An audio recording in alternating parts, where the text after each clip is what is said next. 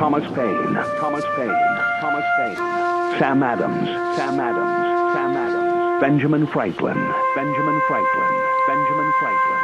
These men spoke up for what they thought was right. From their courage came such documents as the Declaration of Independence and the Constitution of the United States.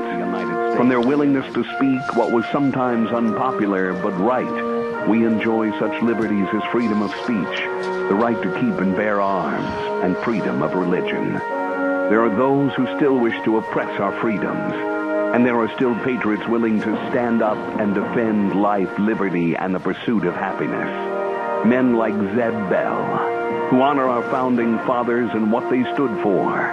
It's now time for Zeb at the Ranch, speaking up and defending your freedoms. Brought to you by Magic Valley Les Schwab Tire Centers and all of the other great advertisers on the program. And now, Zeb Bell.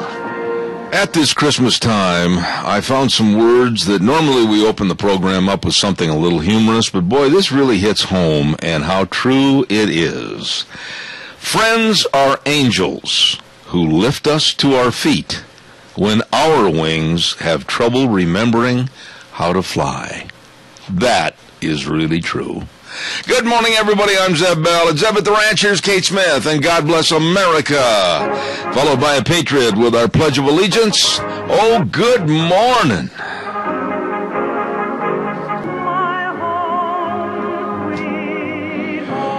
Thank you very much, Kate Smith, on this Thursday morning, December the 5th. I'm Zeb Bell at Zeb at the Ranch. Good morning to our major sponsor, your Magic Valley Les Schwab Tire Centers, all 7 locations serving you.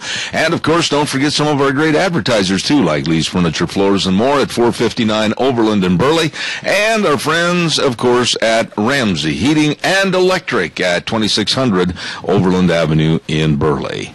And now here's our little snow queen. Did you get any snow over there yet, or do you still? We're still getting some more right now. It is lightly snowing, but nothing sticking. No. Oh, okay. Nothing sticking. Nothing is sticking, and I like that. How are you this morning? I am doing well. I stayed up a little bit late last night and did some cleaning and things, so I'm a little bit tired, but that's okay. Well, we've got so much to get done this morning. As you know, Thursdays is a potpourri of a wreck. And that's putting it lightly. And we've got a lot of things to do, so we're going to get right on to the program. But first of all, who's going to do the pledge? Flip a coin, me or you. Yeah, I'm going to. You do such a great job. I'm going to have you do it. All right. I pledge allegiance to the flag of the United States of America and to the republic for which it stands, one nation, under God, indivisible, with liberty and justice for all. There you go. I told you do a great job. Now, what about our weather? Well, weather for today, we're looking at mostly cloudy skies. We do have a slight chance of snow showers off and on today, obviously, if you look outside. High of 16. Tonight going to be cold, low near 8. Tomorrow, 40% chance of snow showers with a high near 22, and 50% chance of snow showers for Saturday with a high near 21. You know, I just want to say thanks for you doing that this morning. Yeah. And what did you say your temp was right now? Currently, the temperature here is about 8 degrees, and then in Twin Falls, we're looking at about 12. Okay, I have right here, hold on just a minute, I'm going to give you an update. 13. Cold. It's dadgum cold. And anything under 20 is just, it doesn't matter. It's cold. Yeah, you know, and I got to tell you about an experience I had yesterday that was just absolutely, it made me so dadgum mad, but couldn't be helped. And I'll tell you what, we'll do that after we have our cattle sale with our good buddy Merv May. Roll it if you would, Merv. How about it? It gets the steer calves there here to get all 31, 1.5, 31, 1.5, 32, 2.5. That's Merv May at the Burley Sale Yard. Yep, the livestock sale yard in Burley at 1100 Occidental Avenue in Burley. And the sale time is 10 a.m. this morning, boys. You better believe it. Don't forget to call them, and they'll give you the information, 678-9411. Merv May, Lance Udy, and the crew. And here's some of the run going through the ring today. Doug Ward up at Elmo is going to bring down 47 head of yearlings. Eric Casel out at Rogerson, 160 head of good yearlings out there on the desert coming to town. And the Kerner Ranch over at Shoshone bringing in 28 head of calves. Tim Corning over to Filer, 25 head of calves. Shoddy Ranch is over at Rupert, 45 head of calves. Bob Park up at Malda, 20 head of calves. Jed Heaton over at Stanrod, that's out in the Wild West, 37 head of cows. Cody Beck, Burley, semi-load of whole Holstein heifers, and Reg Birmingham from out of Logan, Utah, up there in that snow country, 30 head of calves. All of this and much more at the Burley Livestock Sale today, 10 a.m. starting time.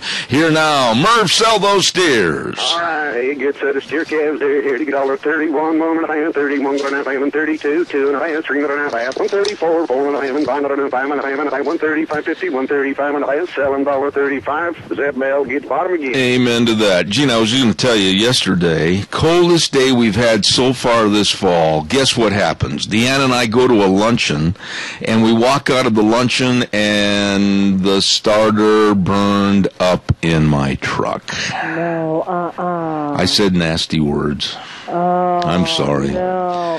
So, of course, somebody came and rescued you, I'm assuming. Well, no, a very, very dear friend, my partner, Willis Stone, hooked on with the old tow rope, and away we went to get it fixed.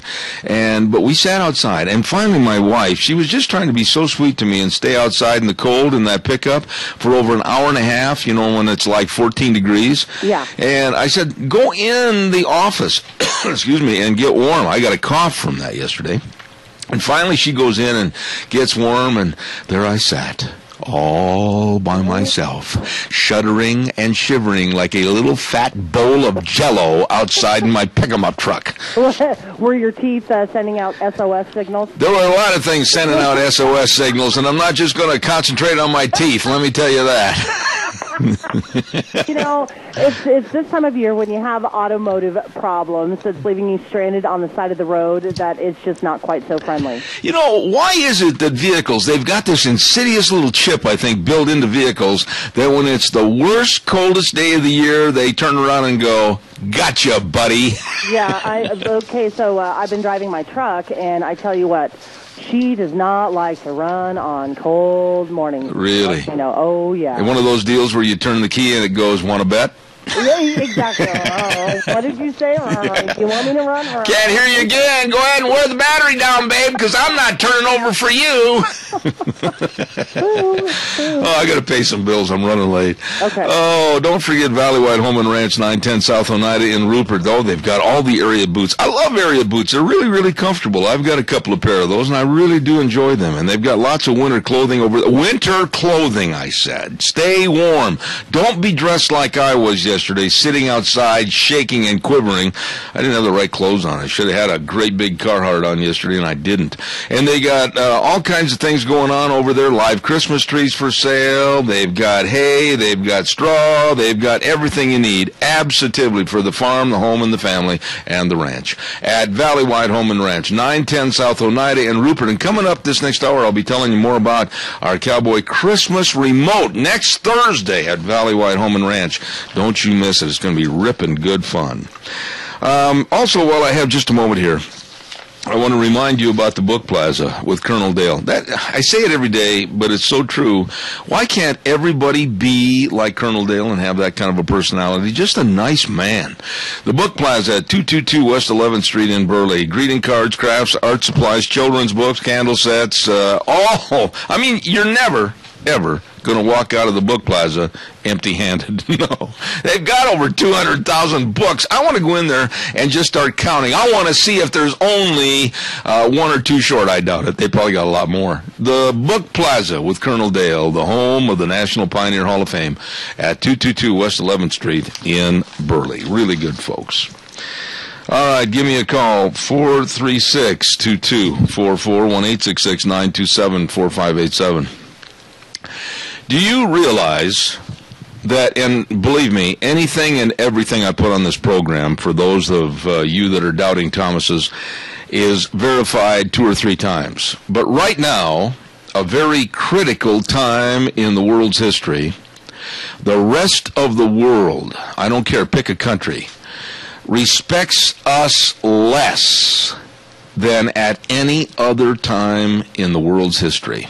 That's right. They do not like the Obama administration.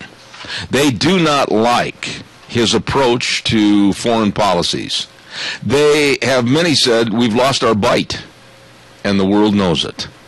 Let me give you a couple of facts that an excellent article by David Patton in Newsmax magazine, and I just kind of jotted down a couple of the facts that he had written down. Obama and his administration right now, as you well know, the polls are out that show him at only a 39% approval rating. Now, a lot of people say, oh, yeah, but every president goes through this. You know, they always go through a little pitfall. Well, I'm going to guarantee you, or I will apologize to this administration, unless they cook the books like they have in the past, that he will be down below 39% before the end of this month. I think he's going to be down about 37, 36.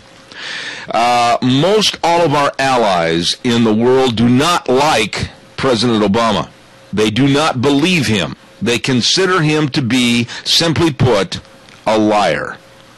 His own party, many of his own party members, Democrats, know that he personally botched Obamacare. Now, that's where I want to stop for a minute.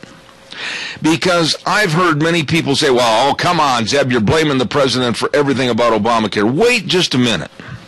Don't you dare sit there, Democrats and liberals or whatever, and tell me that a man that is going to have a signature notoriety for his administration and his tenure in office is going to sit back and let underlings forge and form the entirety of the campaign. Don't even begin to tell me that. And don't tell me that Obama is going to sit back and let these problems progress without opening the door and asking questions. How's this doing? What's that happening with this? Etc., etc., etc. The man is totally aloof. Now, other countries have noticed our shortfalls, and his in particular, and they're very, very upset, especially Germany's Merkel, because of the spying and monitoring on other countries through this Obama administration.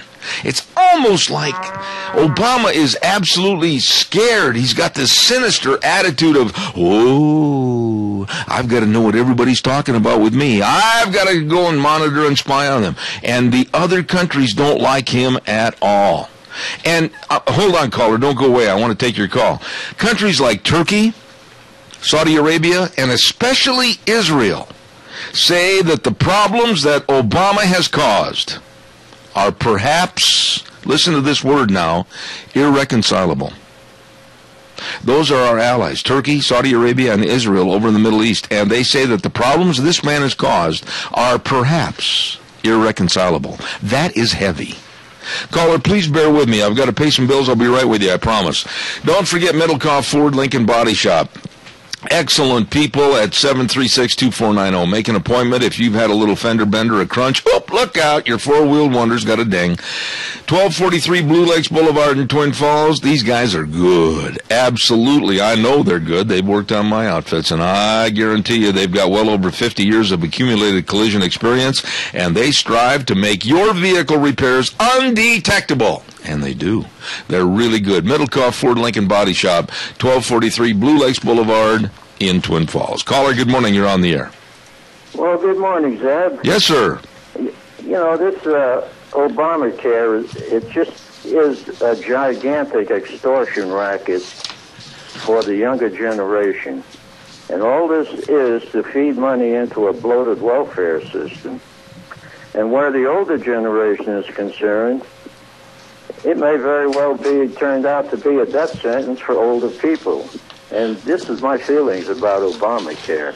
Well, Tony, hang on just a second, because speaking of a story that was just sent to me this morning by a friend of ours to this program, Patrick Howley, back in Washington, D.C., the headline of the story is, and this is really going to grab you, that Obamacare is going to take $700 billion. Now, just absorb that. $700 with $1 billion from Medicare, and then they're going to take $300 billion with a B from Medicare Advantage, and that's going to be coming away from seniors in this country, and it's really going to hurt the seniors in rural areas without any other options for supplemental Medicare coverage. So what you said is 100% right, and basically what it tells me is that this administration couldn't care less about seniors. Just go die. Oh, that's right. They want us gone. There's no doubt about it in my mind. the senior citizens have built this country up, paying taxes all this year, staying off of welfare. And all we've got now is a bloated welfare system that they expect the young people to pay for. Yeah, now just a minute though, Tony. We might be at odds on this. I've got a different attitude on this a little bit from what you just stated. I am not going to worry about the younger generation, and I'm going to tell you why. Nobody really worried about whether I made it or not in the business world. Nobody really worried about me or not, whether I stayed afloat financially or went under. I floated my own boat. And I think the younger generation had better dang sure understand that if you're going to make it in life, do it on your own and don't expect gratuities handed down from the other generations above you. And I'm sick and tired of what the seniors have earned and paid for and deserve being taken away from them and given to a younger generation that damn sure doesn't know how to work. Well, I grew up in, you might call extreme poverty back there during the Depression years, and the younger generation hasn't experienced anything like that. That's right. And the reason they're not experiencing anything like that is, Tony, we're too protective of these kids. Look at Obama putting kids on their family and their mom and dad's health policy till age 26. It's just gimme, gimme, gimme, I want, I'm not going to work type attitude, and it's not cutting the cake. Well, I hope we don't self-destruct, because this Obama is nothing more than a gigantic wrecking ball as far as the economy goes. And you're right about the world has no trust in Barack Obama, and they are going to walk all over us before this is over. Amen. Tony, I always appreciate you. Glad to hear Mary's feeling better. God bless. Yes, yes, thank you. Thank you, sir. God bless you. Okay. Don't forget Ramsey Heating and Electric at 2600 Overland Avenue in Burley. They're open at 7:30 in the morning, and they say, "Hello, world." Keith usually sings a Christmas carol at this time of the year every morning. And by the way, it's going to be doggone cold for the rest of the week.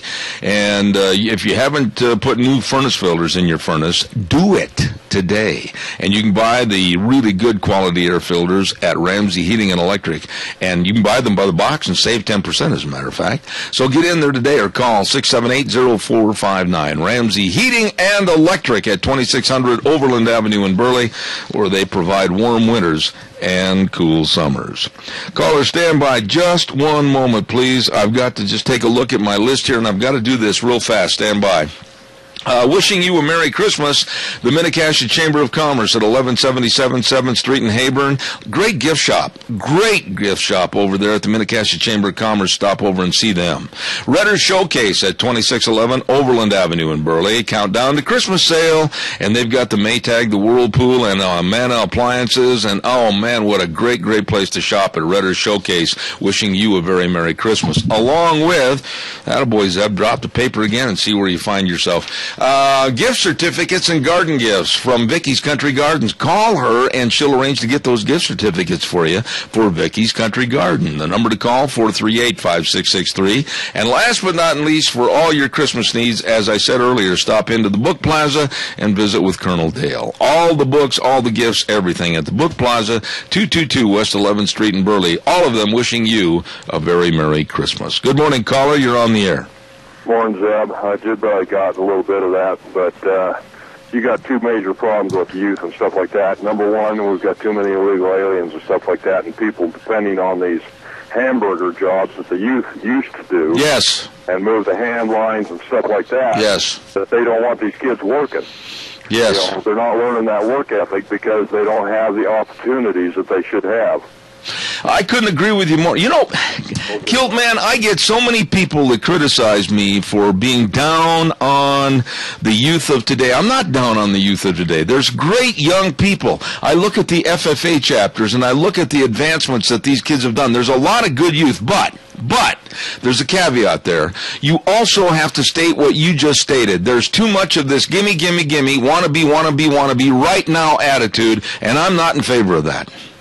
Well, I agree. And like I said, there's too many people that are doing these menial, I hate to say menial jobs, but these jobs that like flipping hamburgers and stuff like that the kids used to do. Entry level jobs. Entry level jobs, Kilt man. Entry level jobs.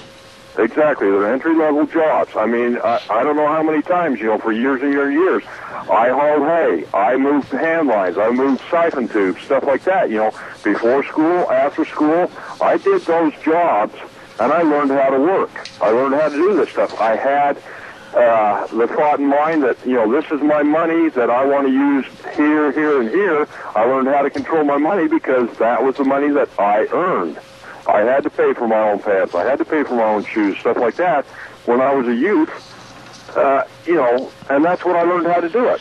Well, I'm running short on time for the segment, but I just want to share this with you, and I've said it many times, and I'm going to say it many more times, that Obama wants to have at least a $10.10 per hour minimum wage, and I'm going to stand behind my statement, and most people agree with me, that when we get these minimum wage jobs, these entry-level jobs at $10 and $15 an hour, our unemployment is going to soar to levels that will never be cured because people are going to stop hiring. They're going to stop creating those positions because they can't afford it.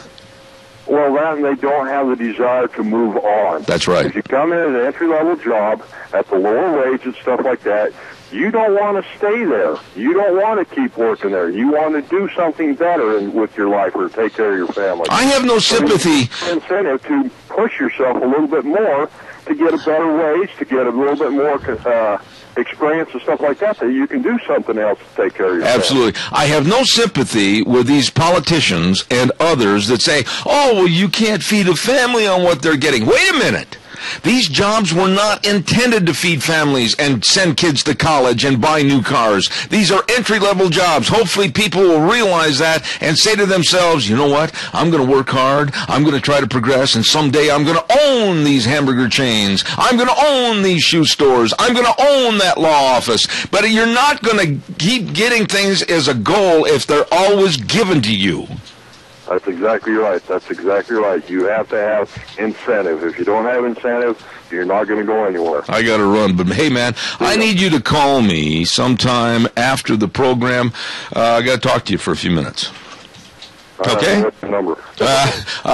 My cell phone, 312-2976. I give that out readily on the air because I want people to call. And boy, do people call. What was the last part? 312-2976. Okay? Got you covered. Thank you. Appreciate it. Hey, I think we've got him on the air. I think he's ready to go. He's standing there all bundled up from the cold, and he says, hey, man, I'll talk to you anytime. Jim McCall, Travel Lube Supply, 1050 West 203 South of Hebron. How you doing? Burr. What? Burr. Oh, hey, I heard a rumor that you personally have tried something that a lot of people haven't tried. I understand from sources close to you that have called me, said that in order to really check and see if the pipe insulation tape and the pipe wrap insulation kits worked, you actually wrapped yourself and then plugged yourself in. Is that true? Well, not exactly. Oh. That's a rumor. No, I did have to go use one of them, though. I can just picture you, McCall. I've known you for years. I can just picture you standing there all wrapped up with pipe wrap insulation, plugged in, holding a pink bubble rope. For some reason, I've got that horrible thought in my mind. Oh, Zeb. Oh, gosh. Do I have to pay for this spot today? I don't know. Well, listen, what's going on at Travel Lube Supply? Or lack of. It's a really good time to get a new fuel filter in that vehicle you're driving. And we've got gas line antifreeze. We've got diesel antifreeze, anti-gel, power service housed. Get those pickups and tractors treated before you go outside with them, and they might help save a problem. I agree. You won't have to use your bubble rope to get you back to the shop. Okay. You know, I've got an image in my mind, and honestly, Jim, I just don't think I can purge it. It's going to be there forever of you wrapped up in that insulation, holding a big bubble rope. Everybody stop over to Travel Lube Supply and take a look at this. This is interesting. 1050 West, 203 South of Hebron. Jim McCall, God bless you, and Merry Christmas. Thanks, I think. See you later, buddy. Thanks a lot. See ya. Oh, he's a good sport. By the way, this gives me an ample time right now. I know I'm running late, but next December 19th, don't forget, 2 weeks, we're going to have the Zeb at the Ranch Cowboys Singing Corral, and Jim McCall from Travelube Supply with the pickup and the flatbed, and Let's Ride, and Ramsey Heating and Electric, and Smith's Food King. We really want to say thank you. We're all going to meet at Ramsey Heating and Electric at 5:30 on that night, the 19th, and then go around singing and hot chocolate cookies and everything else, and the sound provided by Ken Mort. Oh, it's going to be fun. Oh, Capital Press Ag Minute is next, sponsored by Pacific Steel and Recycling. And those dear folks have two locations at 320 West Main in Burley and 1987 Highland Avenue in Twin Falls. Here's the Ag Minute. Today's Ag Minute brought to you by the Capital Press, the West Ag Weekly. Following Idaho's first trade mission to Russia, state officials and ag industry leaders believe the country of 143 million people presents a significant opportunity for Idaho farm products. Through the end of September, Russia had purchased $13.75 million worth of Idaho ag products, a significant jump from the $8.7 million total during the same period in 2011. Russia was the 82nd largest market for Idaho farm products in 2010, but this year ranks 13th. Live dairy and beef cattle are by far the top Idaho ag products being sold to Russia. But Gem State producers are also selling a lot of pulse crops, chickpeas, dry peas, and lentils there. And the amount of planting seed headed to Russia is growing rapidly. For more agriculture news and information, turn to the West Ag Weekly, the Capital Press, and capitalpress.com. Oh, thank you, Pacific Steel and Recycling, 320 West Main in Burley and 1987 Highland Avenue East in Twin Falls, and they're still having their canned food drive to help other folks that might be having a little tough sledding this winter. And don't forget, take in a couple of cans of food and receive 10 cents more per pound or $20 more per ton for iron and tin. Help those folks, and they'll help Helping Hands at Pacific Steel and Recycling in Burley and Twin Falls. Caller, good morning. You're on the air. Good morning, Mr. Bell. Oh, I know who this is. Go ahead, sir. I was watching Megyn Kelly last night, and she had a young girl on there, 11 years old, that was trying to sell mistletoes for money for Christmas. Yep. They shut her down and told her, you can't sell it, go beg for money. I saw that story, and I am absolutely appalled as to how dumb our society is becoming and how dumb with regulations our society is. This girl wanted to make a little extra money. She wanted to help needy organizations, and she was trying to sell this mistletoe. And just like you said, they told her she couldn't do it and be easier to just go beg for the money. Why is our society so hell-bent on destroying the fabric of a work ethic and trying to achieve a goal and just saying, oh, go beg for it, somebody will give it to you? I think pushing for a nanny state. Yeah. I totally agree with you. I saw that same story, and I was so repulsed that I'm glad you brought it up this morning because it ties right into what we were saying. It's this gimme, gimme, gimme. You don't have to work for it. You get it for free. The government's going to take care of you. It sickens me what we're becoming in this country. Yeah, it's sad. It's you get somebody that's got some initiative to be productive and a good American citizen, and they knock you down, especially at a young age. Amen. And this girl had an amazing personality. She was a very attractive young girl that really wanted to work and wanted to do something, and then government and stupid bureaucracy stood up and loomed its ugly head in front of her. I was really impressed with her. For a young girl, she had the clout of a 30-year-old working person. I agree. Well, George, I appreciate you. And by the way, God bless and Merry Christmas. Merry Christmas, Ed. Thank you, sir. Dear friend right there. Very dear friend. Caller, good morning. You're on the air. Good morning, Zeb. How are you? I'm doing great. Beautiful day. It is. What do you mean, beautiful day? Let's be honest with each other. I've got my long handles on just like everybody else does. Well, so do I. Okay. I had one yesterday, and they felt real good. Yes, sir. What's going on? Did you see in the Fox report they had where the kids in the United States are standing en masse and stuff around the world? I don't buy everything that they say on some of these reports, some of these studies, and some of these graphs. I'm sorry, I'm not going to buy into a lot of the negativity. Well, I just contribute that, though, to the Common Core. I do. I do too. You know, let's really be fair about this. And right here in our own area, let's be really straight up. We have in this area, I don't care if you live in Cassia County, I don't care if you live in Minidoka County, Jerome County, Twin Falls County, doesn't make any difference. We have some excellent teachers that are doing an excellent job of providing educational tools to our young students. You will admit that. Yes. But the trend, my friend, the trend is for a national government bureaucracy to act as a cancerous amoebic cell to take over everything and loom over everything with complete control. And that's where you and I think, are scared. Yes, I am. Yes, it's scary that when you have a government in control of educating the youth, they're going to educate them to believe what they want them to believe. You better believe it. And they're going to jade and shade the facts of truth. Exactly. Whether it be good facts, whether it be embarrassing, what are in previous years, some of the history, some of the massacres that have happened that were terrible, but they jade over it and make it look like it was something heroic. Well, I have a hard time with the erasing, good or bad, of our history.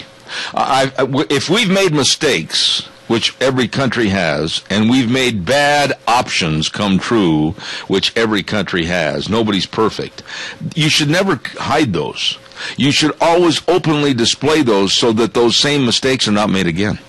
Exactly. Well, how did you get where you was at today? And most people that have succeeded, how'd they get where they was at? They made mistakes. Oh, I can't even imagine. I don't have time in 3 hours to even illuminate the first chapter of that book. I've made so many mistakes in all aspects of my working life, whether it's my rodeo announcing, whether it's my radio, whether it's my real estate business, whatever. I've always made a lot of, and you know where I really look at myself in the mirror and I get mad at myself? In the area of being a husband and a father. I've made a lot of mistakes that I'm very sorrowful for, but you know what? Life is a learning experience. Exactly.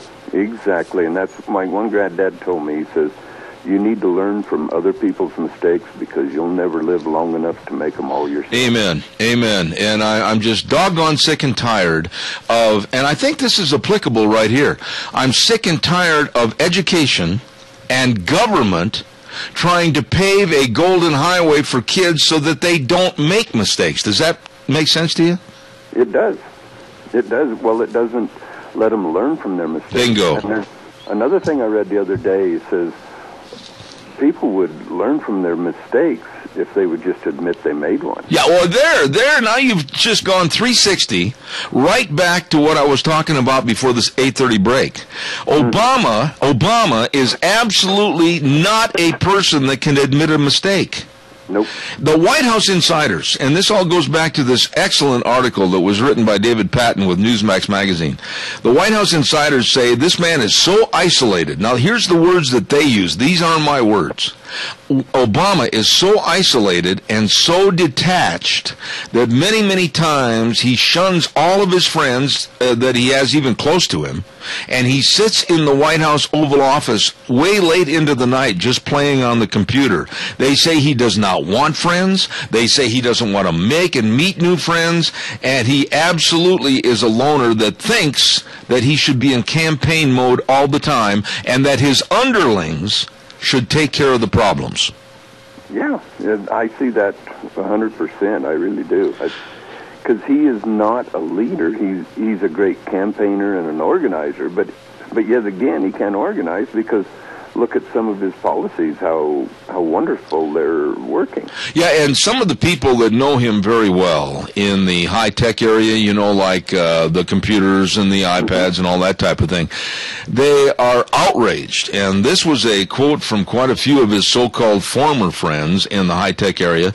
They're outraged for his total bungling of Obamacare on the website. By the way, did you hear this morning, and this is really something, when Obamacare is all said and done, if it ever is said and done, as far as the mechanization and the actual availability of getting on the website for Obamacare, they estimate that we will have spent another, with a B, $1 billion. This morning, three different companies said that they could have had the whole thing done for $15 million with an M dollars, and one company even wanted to do it for free to the government, and the government said no. Yeah. Well, one of the high officials in that company didn't go to school with Michelle, which let the money go out of the U.S. instead of promoting jobs in the U.S. He went outside of the country. Bingo. He done exactly what he was complaining about. Oh, shoot, my mind just went blank. No, well, I can finish it up for you without, and we're both on the same page.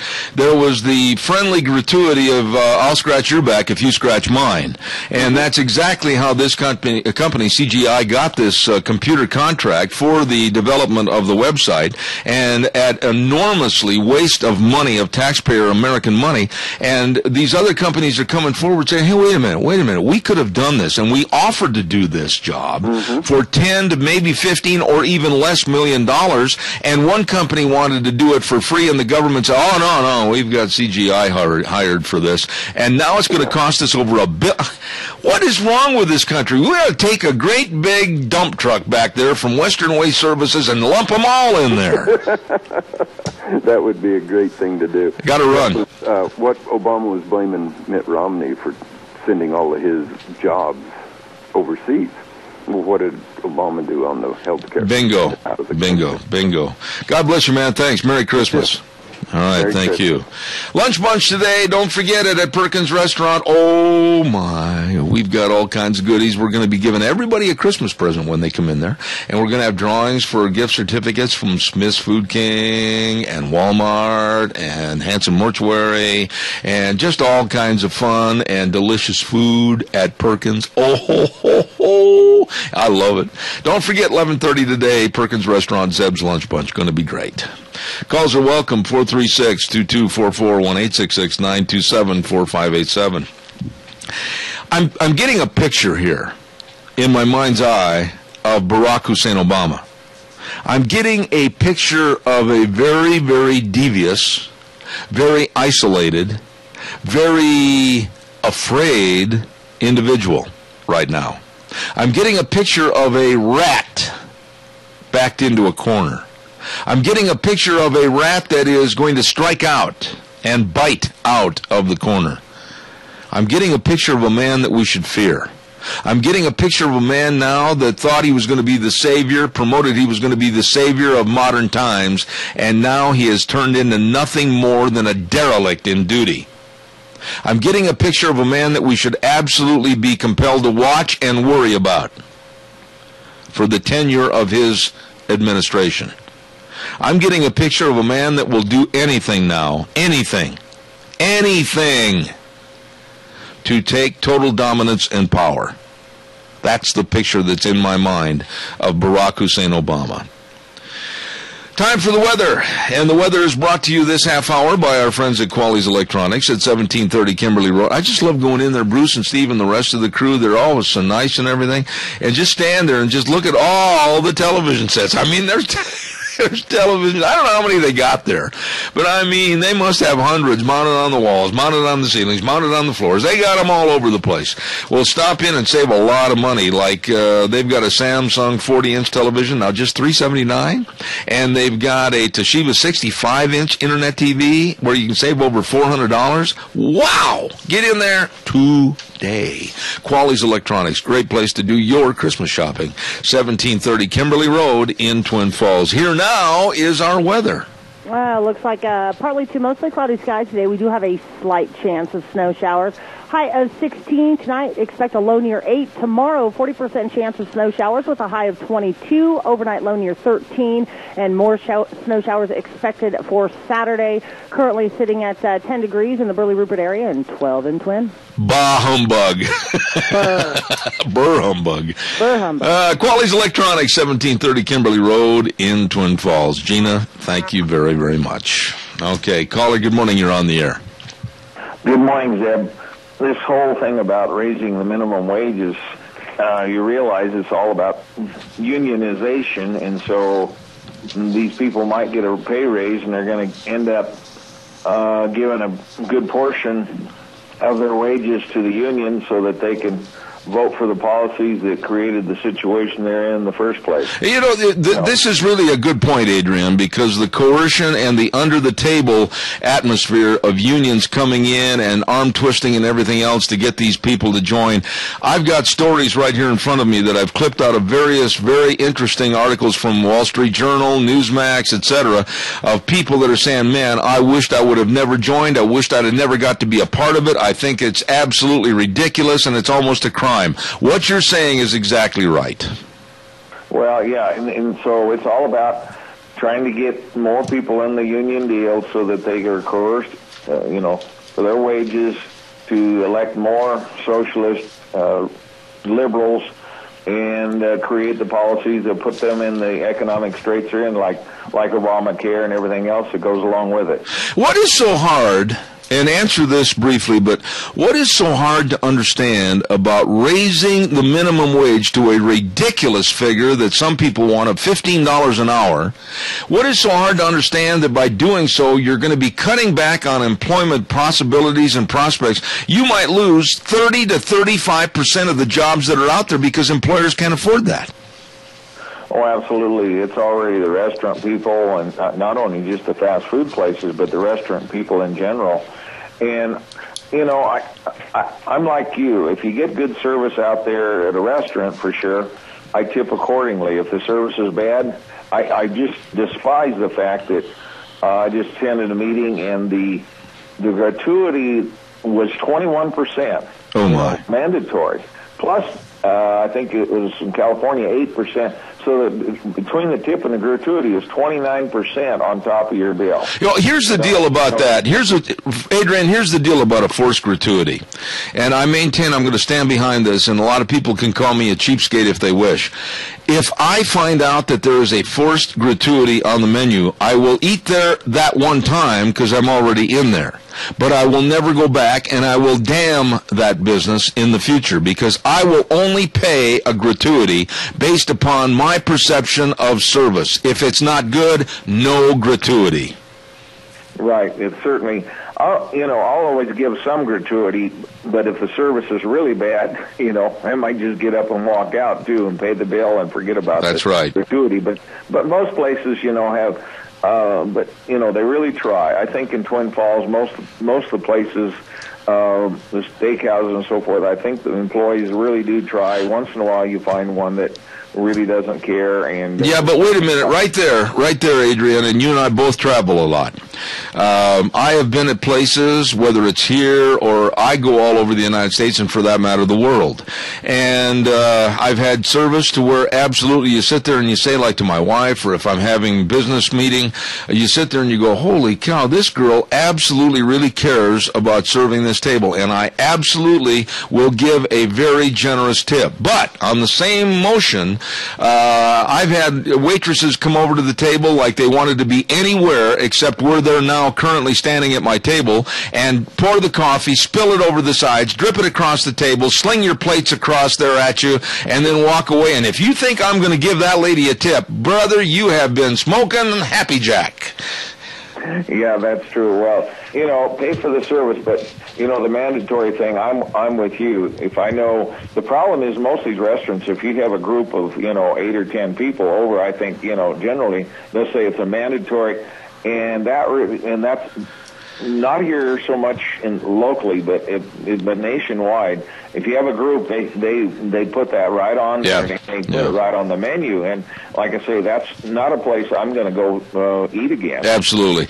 Good points this morning as always, and appreciate your call. And by the way, Merry Christmas. Thanks, Adrian. Yeah, Merry Christmas to you and all of your listening audience. Thank you. Thank you very much.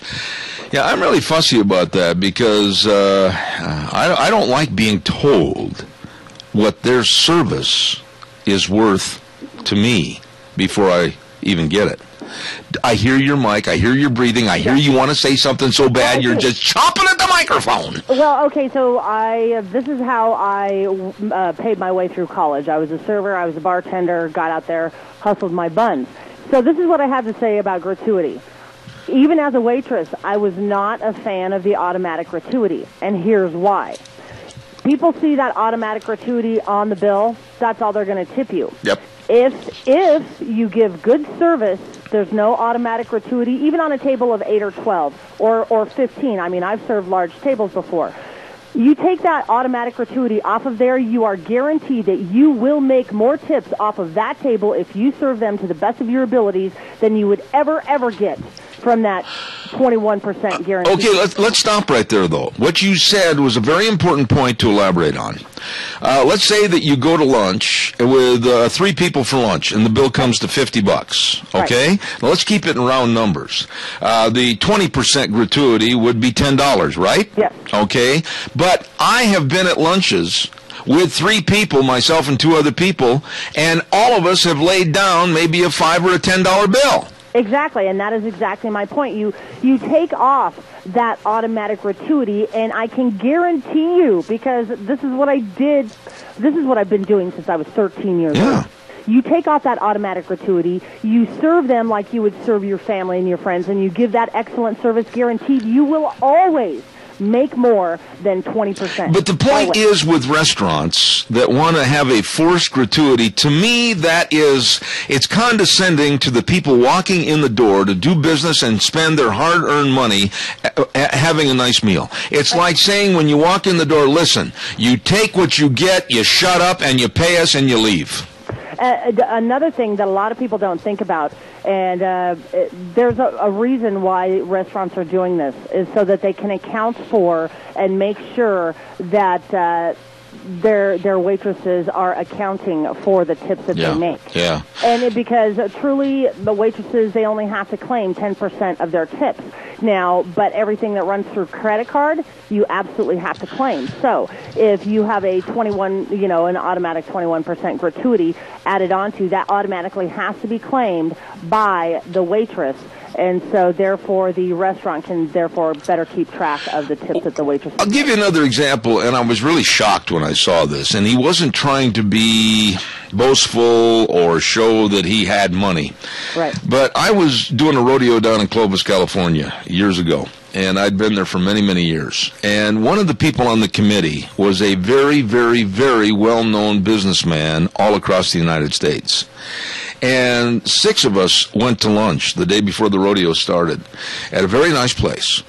And the girl came by, and she was absolutely the epitome of what you want in a waitress. Friendly, vibrant, very helpful, served the table, treated everybody as if they were a king.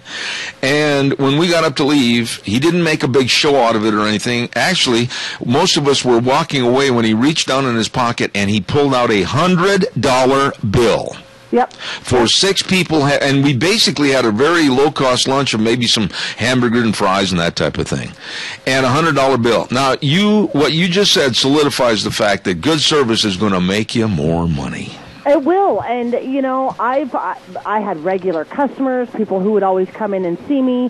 You give them excellent service, you give that back in return, and you get it back in return. And so, even as somebody who has worked in the food service industry since they were 13 years old, take off that automatic gratuity, because when you do, then those servers are going to serve better because they know that they're going to get a better capacity. There you go. Gina, thank you for that. I appreciate that. You're welcome. Let's not forget our friends at your Magic Valley Lush Schwab Tire Centers. Oh, boy, you heard the forecast? Yeah, and boy, out here in Murto, we got slippery, slidey roads. Woo, yours truly almost pulled a little donut the other morning. Yes, sir. Had to remember how to drive on the snow and the ice. Anyway, Goober was wide-eyed, and she had one knee braced up against the dash and the other on the door to jump quickly if need be.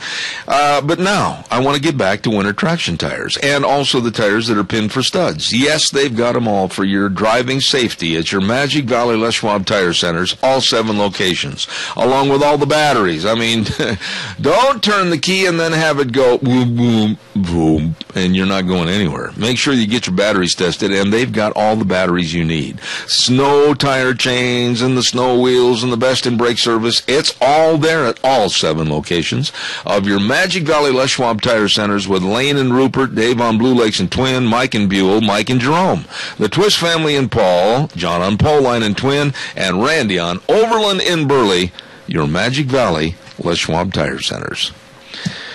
Lunch bunch today at 11:30. Don't forget at Perkins Restaurant. Going to be our Thanksgiving and Christmas combination lunch bunch. Going to be a lot of fun. Gina, right? Are you still there? Yep. Okay, I don't know if you're aware of this, but this is spooky. And I don't have a lot of time to elaborate on it today, but we're going to talk about this next Monday. Okay. Are you aware that there is a real estate developer on Long Island, New York, a woman, that wants to build a massive Chinese-only Disneyland? And the occupants of this Chinese city of America, that's what they're calling it, would be only open to thousands of wealthy Chinese immigrants in a little town called Thompson, New York.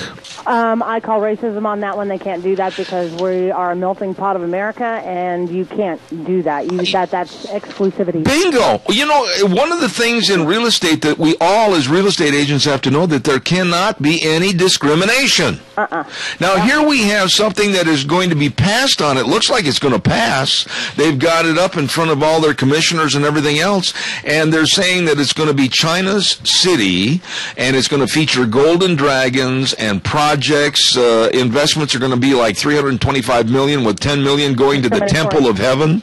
Discriminatory. I know it is, but people like you and me need to stand up and fight for this one and write letters and do whatever we can. It's like bringing a foreign country into a foreign country with that much dominance and control. And we've all heard stories about Chinese wanting to come in and basically buy up America. Al's on the phone for you.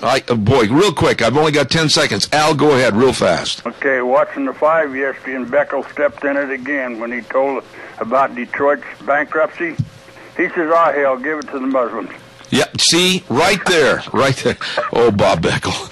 You know, Bob he has a tendency to just go out and shovel the manure out of the corral and then go roll in it. And Dana Perino, I thought she was going to mess her pants. Thanks, Al. Appreciate that. What a great way to end the hour. Have a wonderful day. Thanks, Al. God bless. We'll be back in 6, hopefully. See you then.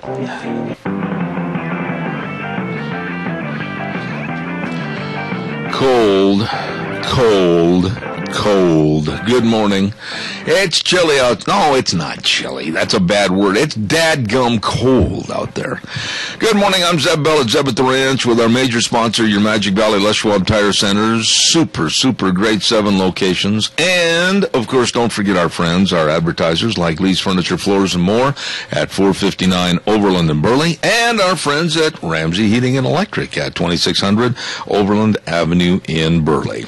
We're going to have our chamber report in just a moment, but stand by. We're going to talk about Joel Heward. Joel, I hope you can make it to Lunch Bunch today of Hanson Mortuary, Joel Heward, 710 6th Street in Rupert. Nice person. And their staff, absolutely committed to always upholding the highest ethical standards with unquestioned integrity. When there's the passing of a loved one, believe me, it's just really a busy, tumultuous time of trying to dot the I's, cross the T's, and they can help. They will help serve you. Hanson Mortuary at 710 6th Street in Rupert. Please call for pre-planning information on funerals to help save our families a lot of the stress and worry. 436-5636. Oh my, we've got so much going on this hour, and before I go over the river and through the snow to the Kay Cameron's on the air with us, I think, this morning at the Chamber of Commerce. Kay, I'll be right with you. Don't forget about life insurance, health insurance, retirement planning, and employee benefits, all the safety you need and security you need on your insurance program. Talk to the pros. Talk to the best people I know, Dean and Todd. Dean Cameron, Todd Siemens, and the number 436-4424. and they will serve you. Cameron and Siemens Insurance, Highway 24 in Rupert. Contact them today. Hello, lovely Kay Cameron. Well, good morning, Zebel. How are you? Oh, I'm great. It's the holiday season. It's frigid outside. It's warm in the office. The Christmas lights are up, and it's just a beautiful day. You know, a lot of people think that Kay just comes on this program and we banter back and forth, but she really has an amazing personality. You know, you're very well suited for this job, because I know that when the banquet was going on a couple of weeks ago, you go around and you say hello to everybody. You make them feel really welcome. You do an excellent job. Well, thank you. I hope you enjoyed the evening. We had a great time honoring some really fabulous people here in our community. Absolutely. Fun evening, and I'll tell you what, we just have great people here. Anytime you get to sit at a table with Bert and Elaine Stevenson and George and Donna Mass, believe me, you're not going to be for a lack of conversation, let me tell you that. No, I'll bet you, I'm sure you guys had a fabulous time. We did. What else is cooking right now? Well, it's just busy, as always, but this time of year we just have a lot of things going on. People think, oh, you guys are just probably don't have anything to do in the wintertime because you don't have tourists, but that's not true. We're busy just in a different sense. We are busy doing different things. So working on some things for the upcoming year. We have our annual banquet coming up in January for installation of our new members or our new board of directors, to let our members know of our plan and our vision for 2014. So we're looking forward to that. But first and foremost, I just want to say thank you to anyone out there that's listening that has supported the Chamber in 2013, because we really do appreciate everything that you have done for the Chamber and hope that we are making a difference in our Mini-Cassia community. You know, I'm running an advertisement for the Chamber of Commerce office for your gift shop, and I got to salute you and the rest of the ladies over there. What a wonderful gift shop. There's a lot of unique items over there. There is, and you know, our gift shop is really here to just provide a service for the community, that we have some nice local gifts and some Idaho-made products, and so we really do try to showcase some of our Idaho things, and really it's here for, you know, our locals do come in this time of year, but, you know, we have people that travel, and we send gifts all over the country, all over the world, and so it's really a lot of fun, but this time of year we do have some great food and local food products and local gifts, and so just come in and check it out. All right. Super nice people at the Mini-Cassia Chamber of Commerce. Anything else cooking that we need to know about real fast? Yes, real fast. I just want to let you know, next Tuesday, the 10th of, I guess it's December, at 8:30 a.m., we are hosting, in conjunction with Your Health Idaho, a seminar on Idaho's health insurance marketplace. And there's just so much uncertainty and so many questions, and so we just figure the more information we can put out there for people who want to come and learn about the marketplace for health insurance. Again, that's about Your Health Idaho. It's next Tuesday, the 10th, at 8:30 a.m. It's going to be at Zions Bank, and so just come and, you know, learn and ask your questions about the Affordable Care Act in Idaho, and the program, the Marketplace program, which is where you go to purchase your health insurance. All right. And if people have questions, there is no excuse that you can't get in touch with the Chamber of Commerce. You have a multiplicity of things to tell everybody. That is right. Come by and see us. We are located at 1177 7th Street in Hayburn. And we are all decked out for the holidays, because I have a high school girl who volunteers every afternoon, and boy, she has made us festive. So come by and see us in all of our holiday spirit. Give us a call at 208-679-4793. Check us out on the web at minicashiachamber.com. Like us on Facebook and follow us on Twitter. Very well done. Thank you, Kay Cameron. God bless you, and have a wonderful, wonderful weekend. Thank you. You too. All right. Thanks much. Bye-bye. Oh, my, the Chamber Report, Mini-Cassia Chamber of Commerce in Kay Cameron. Really, really nice people. Okay, now, every Thursday, I kind of reach over in my pile of things to say for different public service announcements. We're going to take a little time because a lot of people went to a lot of effort to try to publicize some of the things that are going on. Let's see now, we've got a happy birthday wish, first of all, coming up this Friday.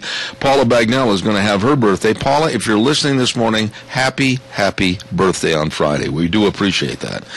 And let's see, I got an announcement here that says, Zeb, please announce that they need volunteers for Project Rudolph at the Oakley High School this coming Friday at 3:15 in the afternoon. Okay, remember that. Let's take a look at this one. Rupert United Methodist Church, December 8th this weekend is going to have a potluck following a worship service with a program by, I hope I say this name right, Melanie Warren. And bring your own table service, in other words, your own plate and silverware, and a dish of food to share. That's coming up this Sunday. Then, next Monday, this is something I'm really looking forward to. It's the Rupert Hometown Hero Recognition Dinner, and it's going to be at 6 o'clock at Doc's Pizza. And Jerry Voss has put this on for so many years and has recognized so many great people in the Hometown Hero Recognition Dinner, and that's going to be next Monday at Doc's Pizza at 6 o'clock. And did I hear the moo of the cow, Gina? Did I get a call? Yes, you did. Oh, well, let me finish this next one. I'll be right there. And then also coming up this weekend, December 7th, at Mountain View Christian Center in Burley, they're going to have at 6 o'clock turkey, noodles, green beans, roll, and dessert, a dinner, and it's to benefit the Idaho Food Bank and Mountain View Christian Center Food Bank. Caller, good morning. You're on the air. Good morning. If there's one thing on the face of this earth that turns my crank, it is the Affordable Care Act. That's the biggest pile of bull crap I've ever heard in my life. It's Obamacare, but they're trying to smooth it over so it doesn't reflect on poor little Obama. You know, Helen, one thing you've got to do as you get older, you've got to not hold things in. You've got to let it out how you feel. Right on. I tell you what, I wish there was a million more Helens in the world. God bless you. Thank you so much. Merry Christmas. Merry Christmas. She's so shy. Kidding. Don't forget, too, the Pioneer Hall of Fame is going to have a music and dance festival this coming Saturday at 7 p.m. at the King Fine Arts Building. What a beautiful place to have this, too. And the performance, two real well-known performers, Marvin Goldstein and Vanessa Joy. And then also that evening, Walmart will be inducted into the Pioneer Hall of Fame. So that's coming up this weekend on Saturday. And let's see, what else have I got here? I don't want to overlook anything for this week. Also, coming up on the 19th will be the Zeb at the Ranch Cowboy Singing Corral. Portable corral, as a matter of fact, will be on the back of a flatbed truck and trailer. And our thanks to Let's Ride, Ramsey Heating and Electric, and Travel Loop Supply, along with Smith's Food King. We're going to meet at Ramsey Heating and Electric at 5:30 on the 19th. And then our sound provided by Ken Moore. We're going to have hot chocolate cookies and everything. Just go around and sing and have a good time. It's going to be really, really nice. And last but not least, before I take some more calls, Zeb at the Ranch and my friends with the Rupert POW, we're getting together and asking you to go to Ramsey Heating and Electric, Les Schwab and Rupert Paul and Burley, the City of Rupert offices, Valley Wine Home and Ranch, King's in Rupert, and Alaska's Best in Rupert. And what do I want you to do? Take some canned food over there and drop them in the boxes that say Zeb at the Ranch and Rupert POW. And on behalf of both of our organizations, thank you for helping those that need help during the Christmas season. Once again, Ramsey Heating and Electric, Les Schwab and Rupert Paul and Burley, and the City Office of Rupert, Valley Wine Home and Ranch, Kings in Rupert, and Alaska's Best in Rupert. Thank you very, very much. Let's see. I got to pay some bills real quick. Where am I at? Oh, don't forget. I told you this 1,000 times already this morning. In a little better than less than 2 hours, actually, we're going to be over at Perkins Bakery and Restaurant for our Zeb's Lunch Bunch, our Thanksgiving and Christmas combined great big fun party. It's going to be great. Everybody's going to get a Christmas present, and we're going to have gift certificates given away from Smith's Food King and Walmart and Hanson Mortuary, and we're going to have all kinds of good food, and oh my goodness, what else are we going to do? We're going to have some drawings. It's going to be a lot of fun, but the food is fantastic. Breakfast, lunch, or dinner, don't forget. And the bakery is phenomenal with all their pies and their mammoth muffins and their scrumptious cookies. It's great. I love that. So go over to Perkins Restaurant and Bakery at 800 North Overland in Burley. We'll see you at Lunch Bunch at 11:30. Who let these dogs out anyway? Who let the dogs out? Who let the dogs out? We got dogs running all over the place. There goes a dachshund. There goes an Irish wolfhound. Oop, there goes Ken Mort. Hey, Kenny, how you doing, buddy? Not too bad. How are you today, sir? I'm cold. I hear you. I had to unthaw some water pipes yesterday afternoon. I'll bet you, honestly, that you don't even have to go out and catch these dogs. They're probably standing at the back door saying, bark, bark, let me in. I've had a few of them this week that have been just like that. Holy cow. Well, what's going on in the world of canines? Well, we want to feature Babe. She is a Shar-Pei Shepherd cross. She's approximately 10 to 12 months old. Okay. She's very friendly, walks great on a leash. When she tries to talk to you, she has a little bit of a whine. Oh, wait a minute. Whoa. Ken, when she tries to talk to you? Oh, yeah. She'll sit there and try to have a conversation with you.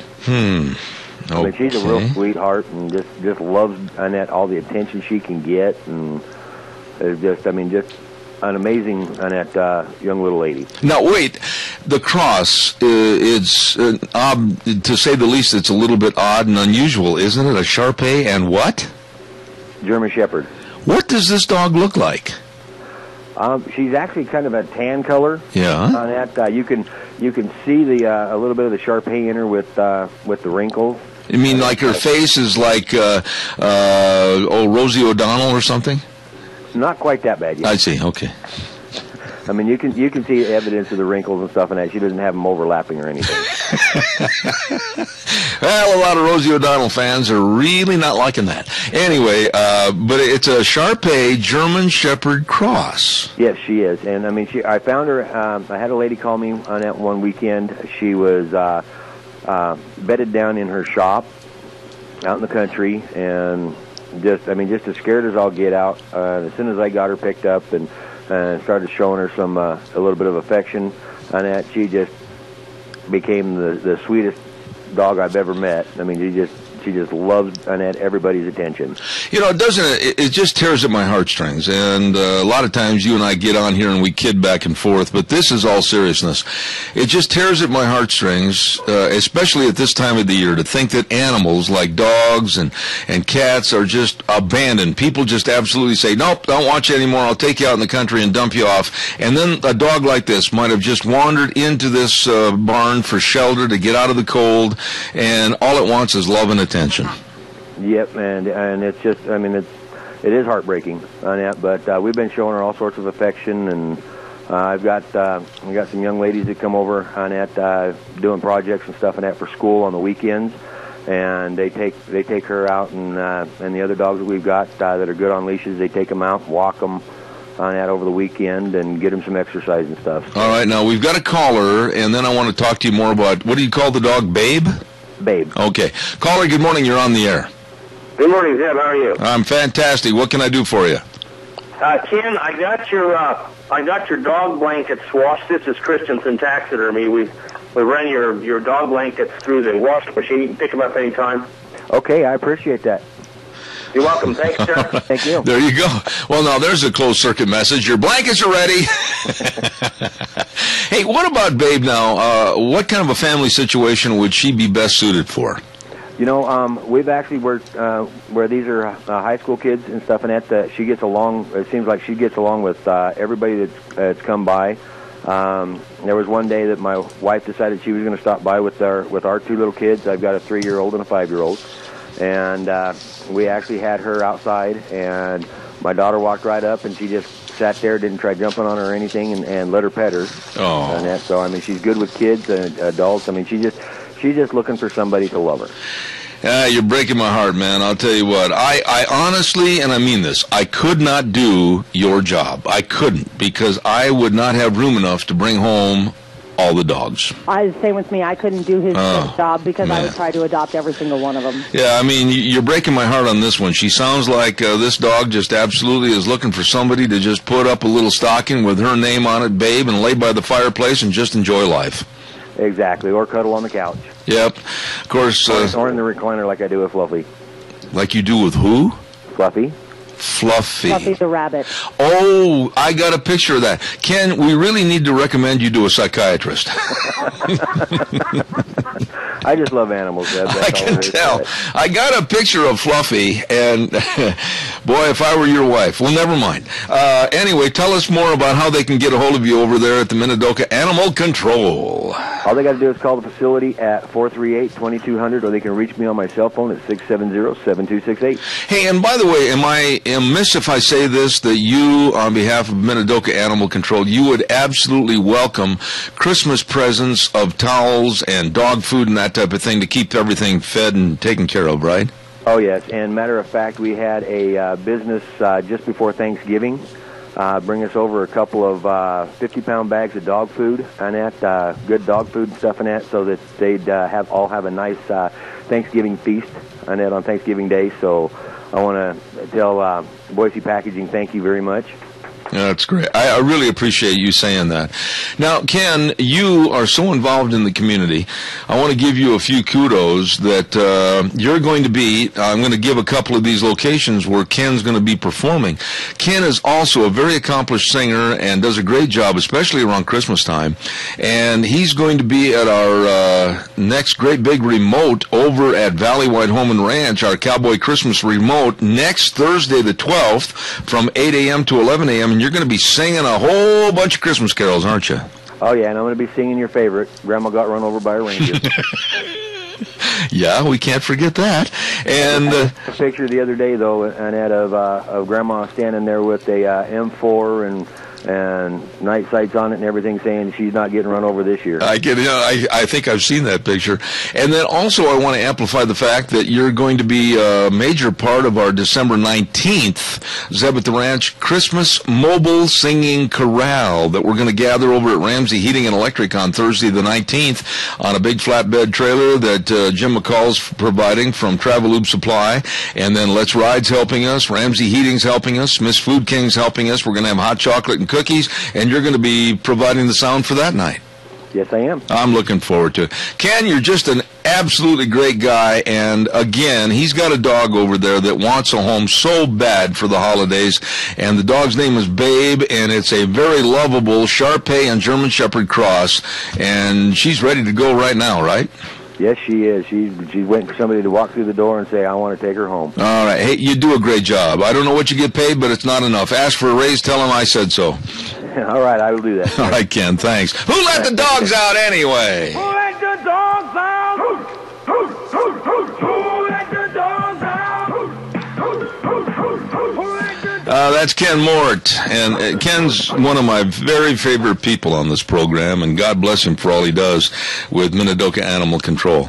I mentioned just a moment ago about Valleywide Home and Ranch with the Great Big Cowboy Christmas remote. Next Thursday, December 12th, from 8 in the morning to 11, I'm going to be over there. You can register to win men's and women's clothing. Steve and I are going to provide free cinnamon rolls the first hour from Sophie's Chatterbox, and they are so good. And then, of course, don't forget Santa's going to be there in the afternoon. And listen to this, 10% off everything in the store, excluding fuel.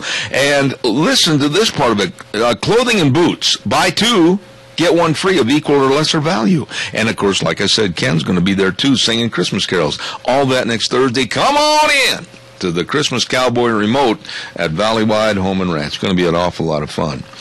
I know some other people that are waiting for you to have one heck of a lot of fun, and that's where the fun is sold at Let's Ride. And they're at 270 Highway 24 in Rupert, and they're open Tuesdays through Saturdays, and they've got a Yamaha Generator 2000, great for charging batteries, And they're quiet, too. And they've got great Christmas gifts for those who ride snowmobiles, all the accessories and motorcycles or four-wheeler accessories. You better believe it. There's the place to go Christmas shopping.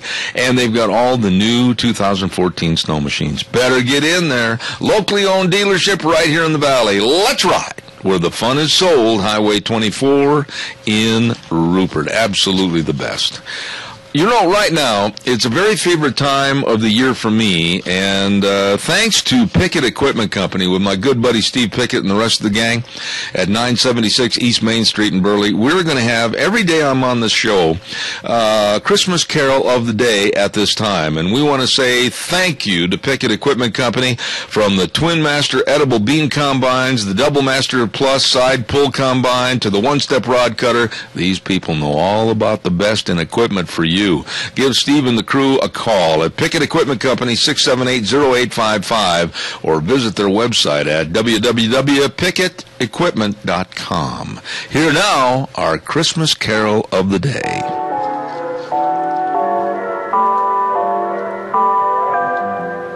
Baby, it's cold outside. It is cold outside. I believe that's the great voice of an entertainer that I had a chance to work with before he passed away, and that was Dean Martin. And, baby, it's cold outside.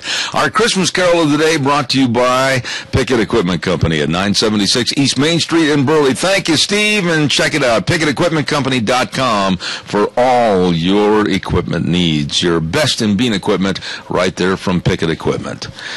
We're going to have the lovely lady Rita Ramsey on the air in just a moment. She's standing by. I want to remind you, Christmas wishes from Four Paws Bed and Bath at 370 West, 200 South of Paul, 438-4444. Grooming and boarding for your pets. Now, listen, if you're taking off for Christmas and you say, well, what am I going to do about Fido and what am I going to do with Sam the cat? Hey, they have excellent boarding facilities over there at Four Paws. Give them a call, 438-4444. And don't forget, too, Jeff and his staff at Magic Valley Irrigation at 44 East, 500 South of Burley, 678-3101. All your irrigation needs, Magic Valley Irrigation. Wishing you and yours a very Merry Christmas.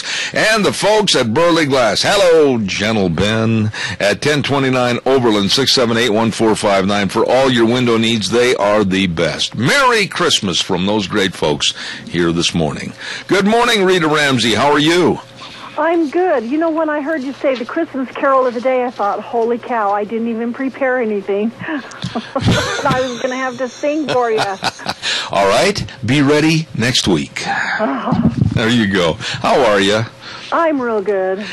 Rita, we talk about this every week, but it's just like Jell-O melting. It's going to take a long time to get it all down to liquid form, and it doesn't seem like it's getting any better. The mess is getting bigger. Obamacare is expanding into a bigger wreck than I ever anticipated. Well, it isn't surprising how bad it's turning out, and it's going to be worse. And I'll tell you something, with the nightmares that I've heard, I think if I was in the market for insurance, the last thing I would do is try to get on there, because it looks like that it is just going to be a mess, and there's no protection. And then you think you've got it, and you probably don't. And it's a sad deal, because people have lost their insurance and they don't have anywhere to go, and look at this debacle. Well, I will say this, and I think that you 100% will agree with me, is that today, everyone in my listening audience, and if they're listening on the internet all over the United States, and I know we have listeners in Texas, Arkansas, Florida, all over the place, call your insurance representative today and make an appointment to have them go over your insurance review now. Do not wait. Do not pass go. Do not collect $200, but call for an insurance review. Find out what you have, what you think you have, and take the responsibility upon yourself to know what your coverage is today. Would you agree with that? Well, absolutely. And the other thing that's just really bad about this is that the insurance companies should be able to have some kind of a forecast where they can keep you on or reinstate what they said you were going to lose, maybe. Mm-hmm. This is a complete debacle. And when I heard at the beginning of this week that the website has not even been constructed yet to accept modes of payment for policies, and literally thousands of people thought they had a policy just by clicking on, and there's been no money exchange, so there is virtually no coverage, this is a train wreck that just keeps happening over and over. And you know what? I think this was planned this way. I really do. I'm beginning to think you're right. I don't know whether you saw that segment. I think it was on Hannity last night. I don't watch him till it comes on about 11. And he had the guy who was a military man who I think he'd said he'd been in the Marines, and he was now the kind that he's actually paid to go in and try to hack into websites to see if they're secure and stuff like that. Yeah. And then there was another fellow who'd been on a number of times, and both of them said that they could have made, if they'd have been hired, they could have made up a website that would work. It would be in force. It would be just breezing through for less than $5 million. Yes. There were two gentlemen, I think it's the same two gentlemen that you're talking about. They were also interviewed this morning. And they said maximum to put this website fully operational and working efficiently, it would have taken maybe, and they underlined the word maybe, $10 million. But now here, Rita, wait a minute, stop the bus for a minute. We gave CGI, and when everything is said and done, by the time they finish this and make reparations for the mistakes, it's going to be over $1 billion with a B. This is absolute insanity. This is just how the government wastes things. And like I said, I really think this was designed to just, get somebody hired up to do this and work on it and pretend they're working on it and get it going. And, oh, by the way, sorry, it's not working, and now you've lost your insurance, and you're going to be beholden to us anyway, and we'll just put you on Medicaid and do it like we normally did with the other stuff, because this can't be implemented.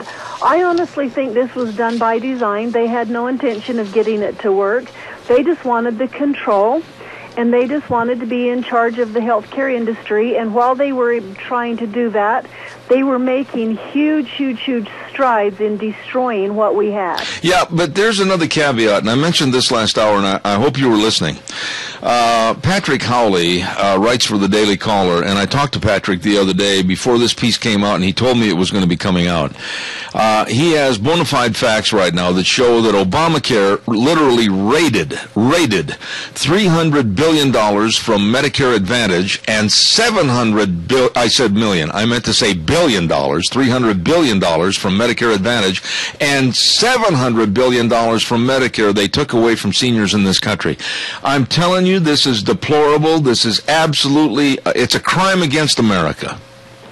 And that goes back to my point of why I think that they planned it this way to begin with.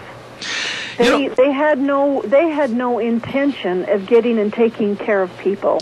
They just wanted to destroy the healthcare industry, get people bumped off of their plans so that they could we're going to put you on Medicaid, and then some of them, maybe we're going to even have to pull you into Medicare because Medicaid is not working, and just so that you have coverage and everything.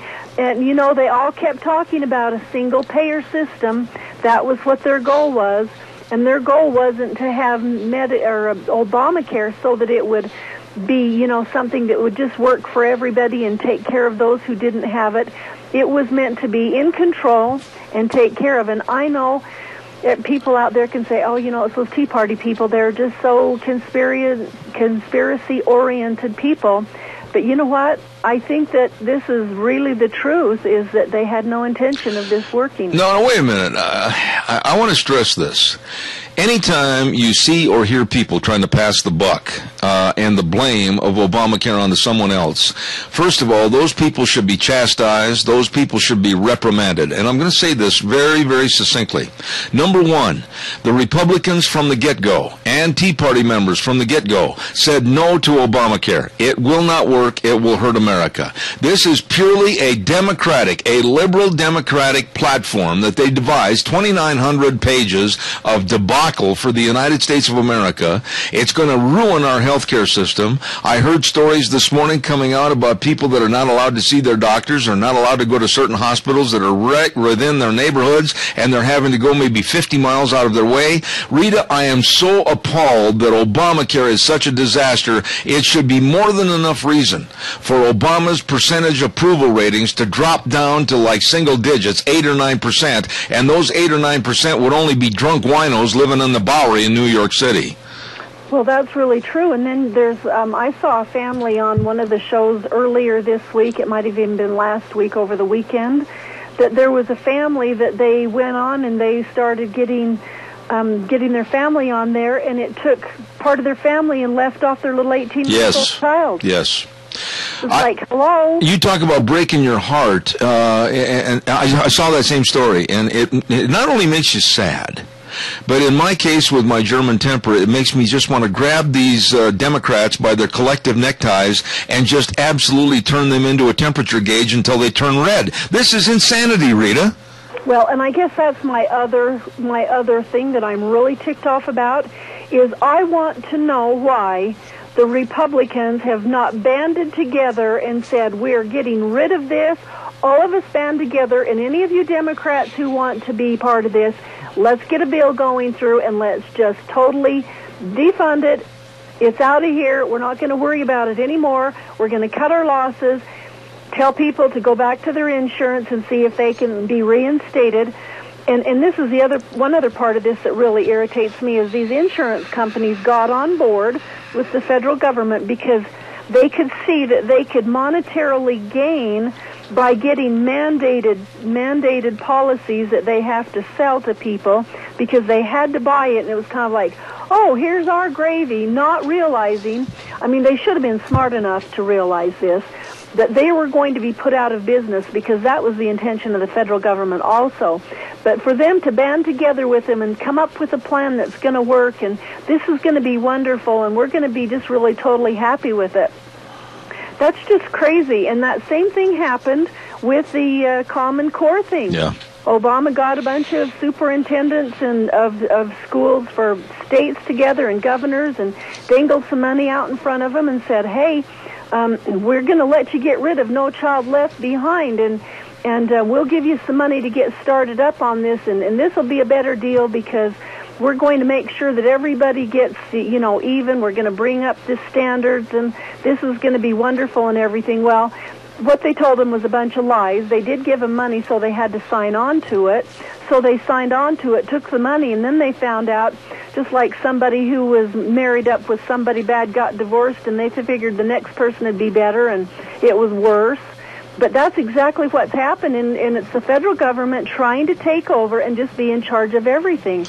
And the Common Core is that the federal government is in charge of education, and it will phase out any local and state stuff. Yeah.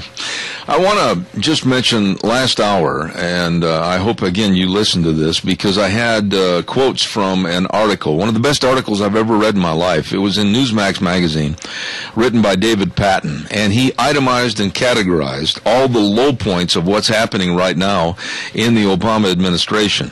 He brought up, of course, initially that his approval rating right now, Obama's approval rating, is at 39%. I stated, and I'll stand behind this, that by the end of December, with the debacle of Obamacare, I anticipate that he will slip to 37% or lower. David, in his article, also said that most all of our allies do not like Obama at all. They don't believe him. They don't trust him. They think he's a liar. They think that they have no more respect for him or this country. Our allies like Turkey and Saudi Arabia and Israel say the problems, and this was a direct quote, the problems with Obama have caused perhaps irreconcilable problems that will never be healed. This man has been absolutely bankrupt of anything good for this country. Oh, I agree with him 100%, and I would be surprised if Obama can keep his ratings above 37%, because he has, first of all, he has been not even around. He doesn't do anything. He just shifts his stuff to everybody else to have them take care of it. And then he can't even take the responsibility of saying, you know what, this has been a bad deal and we're going to have to let you go because we can't put up with that kind of stuff. Nobody lost their jobs in Benghazi except the people who wanted to tell the truth. Nobody lost their jobs in the IRS except, you know, somebody who wanted to blow the whistle and say, no, that isn't what happened. Nobody lost their jobs in this debacle of the health care thing. And we can go on and on and on and on, and nobody loses their job. Nobody's responsible. It's just a big bumpy deal. And the health care thing wasn't something that was just all of a sudden put together for Obama. That's been sitting on a shelf since Hillary, and they just pulled it out and made a few changes and brought it out, or they wouldn't. There was no way that they could have had it up and ready to go in 2009, just several months after the president was inaugurated. You know, I want to do a weather update real quick, but when I come back, I want to talk to you about something that really bothers me. And I mentioned this first hour, and I want to get your response about Obama's personality, and we'll talk about that in just a minute. It's time for a quick weather update brought to you this hour by Magic Valley Chalet and Upper Crust Restaurant. Oh, I love this place. I mean, downstairs at the Magic Valley Chalet, all the cheese, all the Gosner cheese, everything, and the gift baskets that you can create to send to people for Christmas. It's wonderful. What a great idea.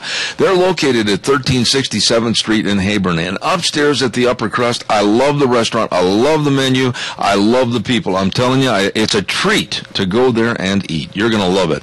Magic Valley Chalet and Upper Crust, 1367th Street in Heyburn. Here now, the weather. Looks like mostly cloudy skies for today. Some isolated snow showers that should be tapering off by this afternoon. High of 16. Tonight, expect a low near 8, mostly cloudy skies. Tomorrow, we are expecting some more snow showers in the afternoon. High of 22 with an overnight low near 13. I'll tell you what, thank you, Gina. Don't forget ice cream for Christmas and the holidays, eggnog, chocolate eggnog, and peppermint chocolate chip. All of this and more at the Magic Valley Chalet and upstairs at the Upper Crust in Heyburn. Rita, I read this article by David Patton, and some of the personality profile that he was talking about Obama, as far as I mentioned last hour, he almost is like a rat backed into a corner right now that is looking for an escape. And White House sources are saying he doesn't want friends around him. He doesn't want to be bothered with people coming into the office.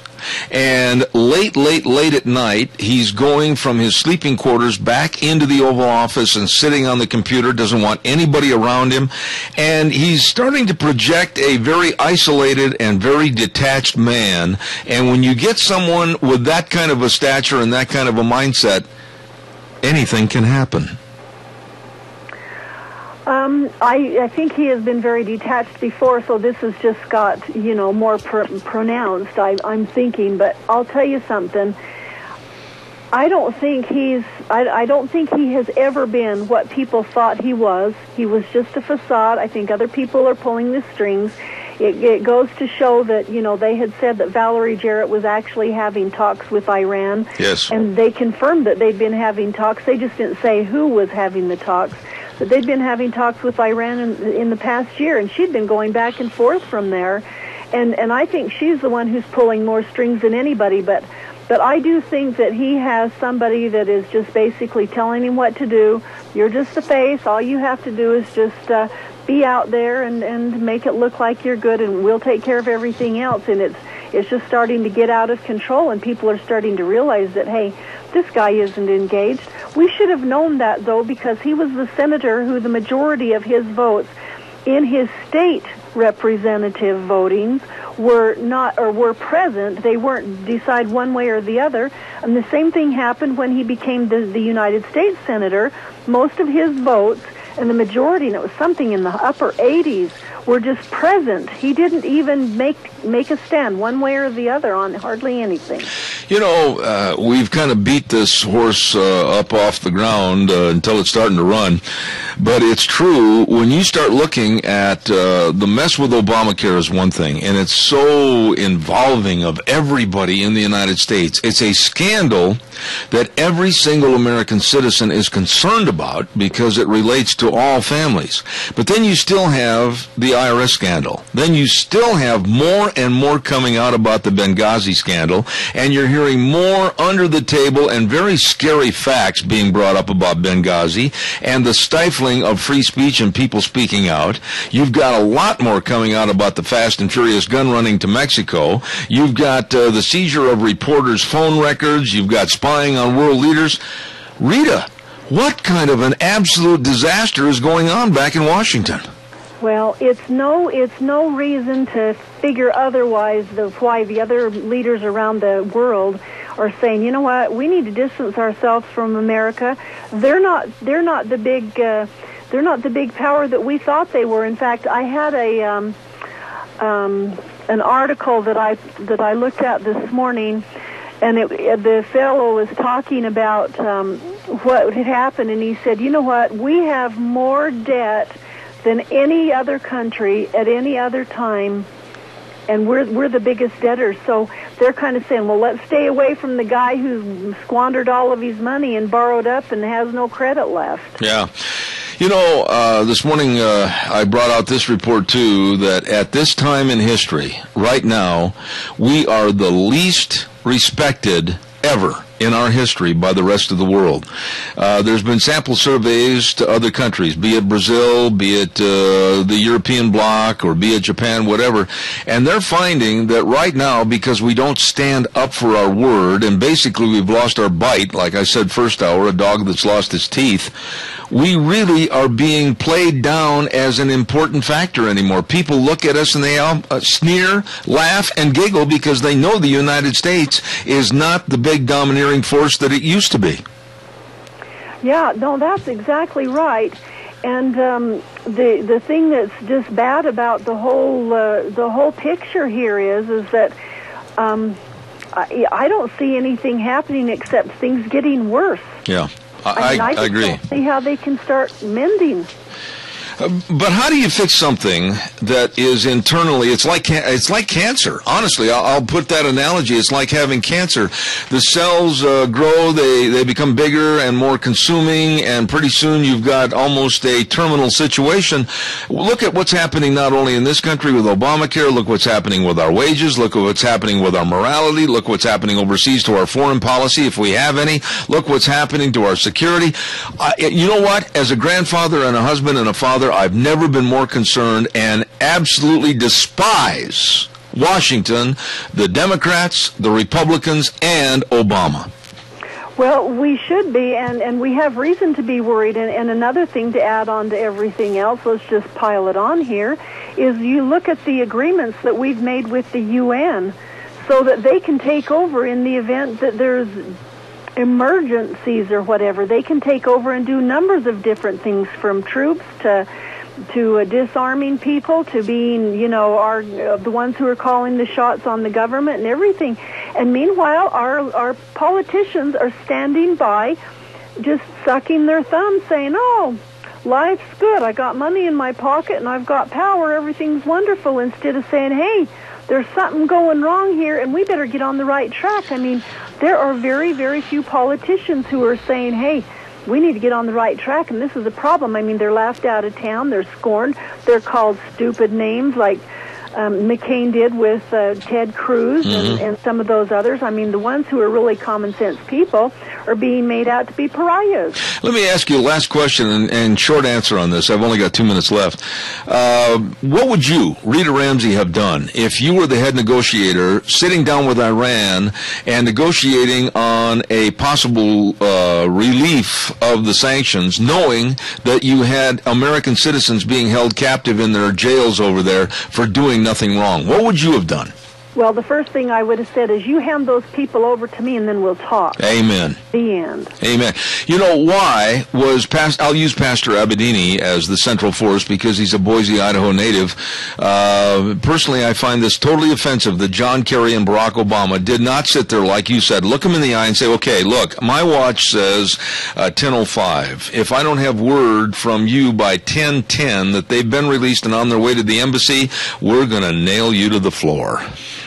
Well, yeah, and then there's that guy from the FBI that's been, yes. They won't even admit whether they've got him or not, but, it's pretty sure that they do. We've lost our bite, Rita. We've lost our bite. We've lost our respect to the world, and nobody cares about us anymore because of Obama. That's it, plain and simple. This man has been the worst denigrating source this country's ever had. Well, we can't give him lone credit because we've got a bunch of politicians that are just going along for the ride, and it's okay. That's the part that makes me mad, is they should be putting him in check. I agree. Anything going on with the Tea Party you want to amplify this morning? We are going to have a Tea Party meeting next Thursday night, and Brian Smith, who is going to be opposing Congressman Simpson, will be our speaker. It's at 7 o'clock at the City Building. Okay. And I want to wish you and yours a very Merry Christmas. And as we draw closer, I know we'll get more involved with everything about the Christmas holidays. So God bless you. God bless you, and we'll talk to you later. Thanks, Seb. Thanks, Rita. Bye-bye. Rita Ramsey, wonderful lady. I always enjoy having her on our program this morning. Thank you very much. Oh, my. Let's see, what else have I got to do here? I'm hungry. This diet, and I eat on occasion when I go out to like a banquet or something like that, but then I come home and I say to myself, oh, I got to starve myself down again. Well, now here I go with if you're hungry and starving to death, oh, do I know some places to go. How about this? Taco Bandito. Homemade pumpkin empanadas with whipped cream. Great for cold weather. Oh, they're good. Taco Bandito at 2301 Overland Avenue in Burley with the Tamalito burritos and the chicken BLT burritos and the Bandito burritos and the chimichangas. And oh, it's so good. Nice people at Taco Bandito in Burley. How about this? Burgers, etc. 2 locations, 124 South Oneida in Rupert and 700 North Overland in Burley. And December 1st of this month marked the 30 years that Burgers, etc. has been in business. Why, my goodness sakes, and they're going to have a big drawing for all their customers. First place is going to be a 40-inch television. Second place, a laptop. Third place, a $100 Visa gift card. One enter per person per day. Hey, no purchase necessary. It's going to be great. Saying thank you to you, the customers of Burgers, etc. in Rupert and Burley. Let's head on over. Whoops, drop the mic, everything else. Good heavens, a little crash and burn, never hurt anybody. Steve-O's at 290 South 600 west of Hayburn. This sounds really good. Pork chops with salad and choice of potatoes. Ooh, yeah. And maybe some Steve-O's nacho fries topped with cheese and jalapeno peppers. And they've got a great menu, shrimp and fish and chicken and steak and seafood. Oh, it's fantastic. And really nice people over there, too. At Steve-O's, 290 South, 600 west of Hayburn. You stop in and see them today. And by the way, they got gift certificates for Christmas presents, too. And last but not least, the AC Drive-In. Oh, at 601 East Main in Burley. They've got the famous Farmer Brown burgers. My grandsons love those. Ranch burgers. And they've got the 3-piece fish and chips with small fry, only $7.25 without tax. Wow, what a great place to eat. And the people are so nice and the service is so great at the AC Drive-In. Wishing you a Merry Christmas at 601 East Main in Burley. And those are just a few places to go if you're hungry and starving to death. I don't even have to ask, are you hungry? Duh. I am hungry. I know. You know, one thing about you, sometimes you just don't waste a lot of the English language. Duh. No. Brevity is key. Lunch Bunch coming up. I'm going to be there. I hope so. I will. Got a present for you. You do? Well, yeah. This is just a preliminary tease kind of a present. Yeah. Okay. Well, I'm definitely excited to come to Lunch Bunch today. Well, we're hoping that we fill the place up. Well, I think we will, honestly. I'm just hoping I can get out of my driveway. I hope my truck starts today. I hope that, too. If not, take Deanne's car. Yeah, but that means she'd have to drive. You can survive with that. I'll try. Okay. Do we have a quick call? Yeah. Real fast. I've only got 30 seconds, caller. It's got to be short and sweet. Go. Apparently they don't know on the air. I picked up the phone. Caller, go. Good morning, Zeb. Yeah, real fast. I've only got 30 seconds. This morning, I just wanted to say thank you, and God bless you and your family for all that you do for everybody in this area. Oh, that was appreciate it. Very nice of you, my friend. Thank you. God's blessings, and Merry Christmas. Have a wonderful one. Thank you very much. You too. We're going to take a little break and go to the news from ABC, and then coming up next hour, we've got Brent Lee, we've got the Cassia County School Days, all kinds of goodies, and then at 10:30, Kyle Olson with Words on Common Core. Going to be interesting. Don't go away.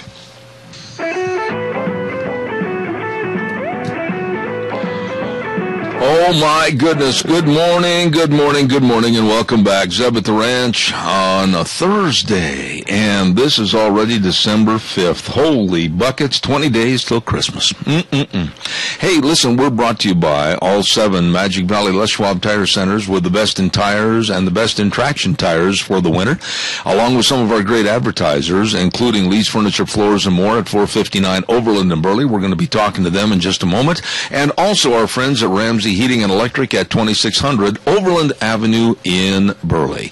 Real quick, I want to remind you before we go to Brent Lee about the Chadwick Sports Grill at 139 West Main in Burley. Oh, they have delicious luncheon specials Monday through Friday for just $5.95, and senior citizen dinner specials Monday through Thursday for only $5.95 from 4 to 6 p.m. What's on the menu for today? They're going to have chicken noodles over mashed potatoes and super salad. It's going to be good, always is. And don't forget, new additions to their menu include like the chicken bacon club wrap and the 16-ounce ribeye steak dinner. Oh, you're going to love the food. You're going to love the people. You're going to love the Chadwick Sports Grill at 139 West Main in Burley. Well, lo and behold, let's go down to Lee's Furniture, Floors, and more. Here's Brent. Good morning. Good morning, Zeb. This is Jason today. Good morning. Let's go down to Lee's Furniture, Floors, and more. And here's Jason. Good morning. How are you? Doing good. How are you? Great. What's going on over there today? You know what, Zeb, with the holiday season, we've got a lot of great Christmas specials for all of those husbands out there trying to figure out what they're going to get their wives for Christmas. We've got some really good specials for them. We've got some Sofa Love sets starting at only $6.99 if you want to spruce up that way. We've got recliners at only $2.99. Wow. To spruce up that living room. Also, little accent pieces, accent chairs, $1.99. We've got lamps, clocks, curio cabinets. All of these great little Christmas gift ideas that I'm sure the wife would love to have. Absolutely. You know, let's talk a little bit about carpeting. And, boy, in the wintertime, there's nothing worse than having cold toesies. You've got all the carpeting and all the flooring, everything right there at Lee's Furniture. Absolutely. We've got, vinyl. We've got carpet. All of these starting at under $1 a square foot. We've got a huge selection in stock. Come take advantage of all those specials. We've got lots of remnants. We've just got a bunch of remnants in. If you're wanting to do maybe 1 or 2 rooms only, come in, take advantage of these $40 yard carpets at half of wholesale cost when you buy them in the remnants. So we've got lots of specials that way. You know what? We've also looking for those kids of yours. We've got little twin-size headboards if you want to add those to a bedroom, starting at just $129. Bunk beds at just $279. We've got a lot of really good Christmas ideas in here right now. Absolutely. What about, I know that you've got a lot of these area rugs for various portions of the kitchen, the living room, the hallway, everything. Yep. Area rugs, those are starting at $99. We've got a very good selection. Come on in. We've got all different kinds, super soft ones to designs, all different looks. All right. What are the hours that you're open as we get closer and closer to Christmas? We are open 9 to 6, Monday through Friday, and then Saturdays we're open from 10 to 5. All right.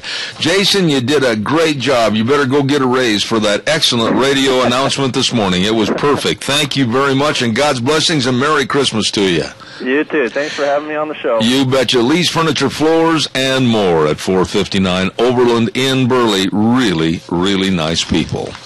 We're going to have our Cassia County School Days in just a moment. I got to check my list here and see where I've got to go next. I think I've got that done. I want to remind everybody that we're going to be over at Valleywide Home and Ranch next Thursday.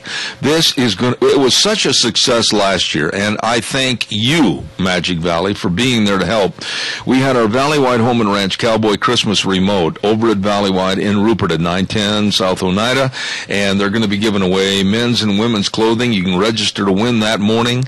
We're going to have free cinnamon rolls from Sophie's Chatterbox the first hour from 8 to 9, and Santa's going to be there in the afternoon, and 10% off everything in the store, excluding fuel, and clothing and boots, buy two and get one free of equal or lesser value. Ken Mort's going to be there, and we're going to have singing and Merry Christmas songs and everything. Don't miss it. Next Thursday, Valleywide Home and Ranch Cowboy Christmas Remote. I bit my tongue. Cowboy Christmas Remote at Valleywide next Thursday from 8 to 11 with Zeb at the Ranch. Right now, it's time, as we bite our lip again, for School Days in Cassia County. And it's brought to you by some wonderful people at Child's World at 1308 Overland Avenue in Burley and Ambulatory Surgery Center at 1344 Highland Avenue in Burley. And with us today, we have the principal of Raft River Schools, and his name is Mr. Jared Dastrup. Good morning, Jared. How are you? I'm doing great, Zeb. How are you? Well, first and foremost, how's the weather out there at Raft River?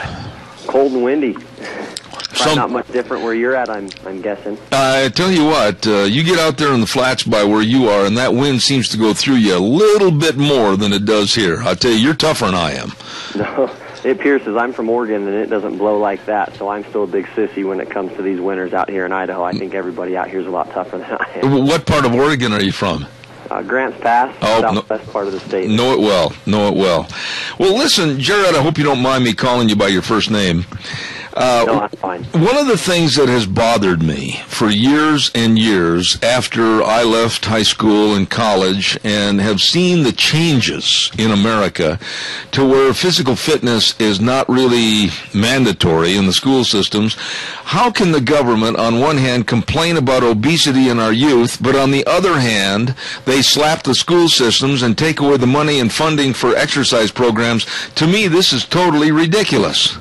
Well, that's $1 million question that I can't answer, but I'd like some answers to it. I know that, they're trying to fix it, so to speak, I guess, by limiting the amount of food and the calorie intake these kids get at lunches, and that's a whole other can of worms that I don't know if we want to get into today, but a lot of these kids are not getting fed the amount they need because they're trying to fix that problem. But, the best thing we can do at schools isn't limit what the kids eat. I mean, what they eat the majority of the time has to do with the breakfasts they get at home and what they eat for snacks that their parents give them and the things they're eating in the evenings. But what we can control is the physical activity they get at school. And, well, when they take the funding from us, we can't, we're limited in the amount of resources we have right now.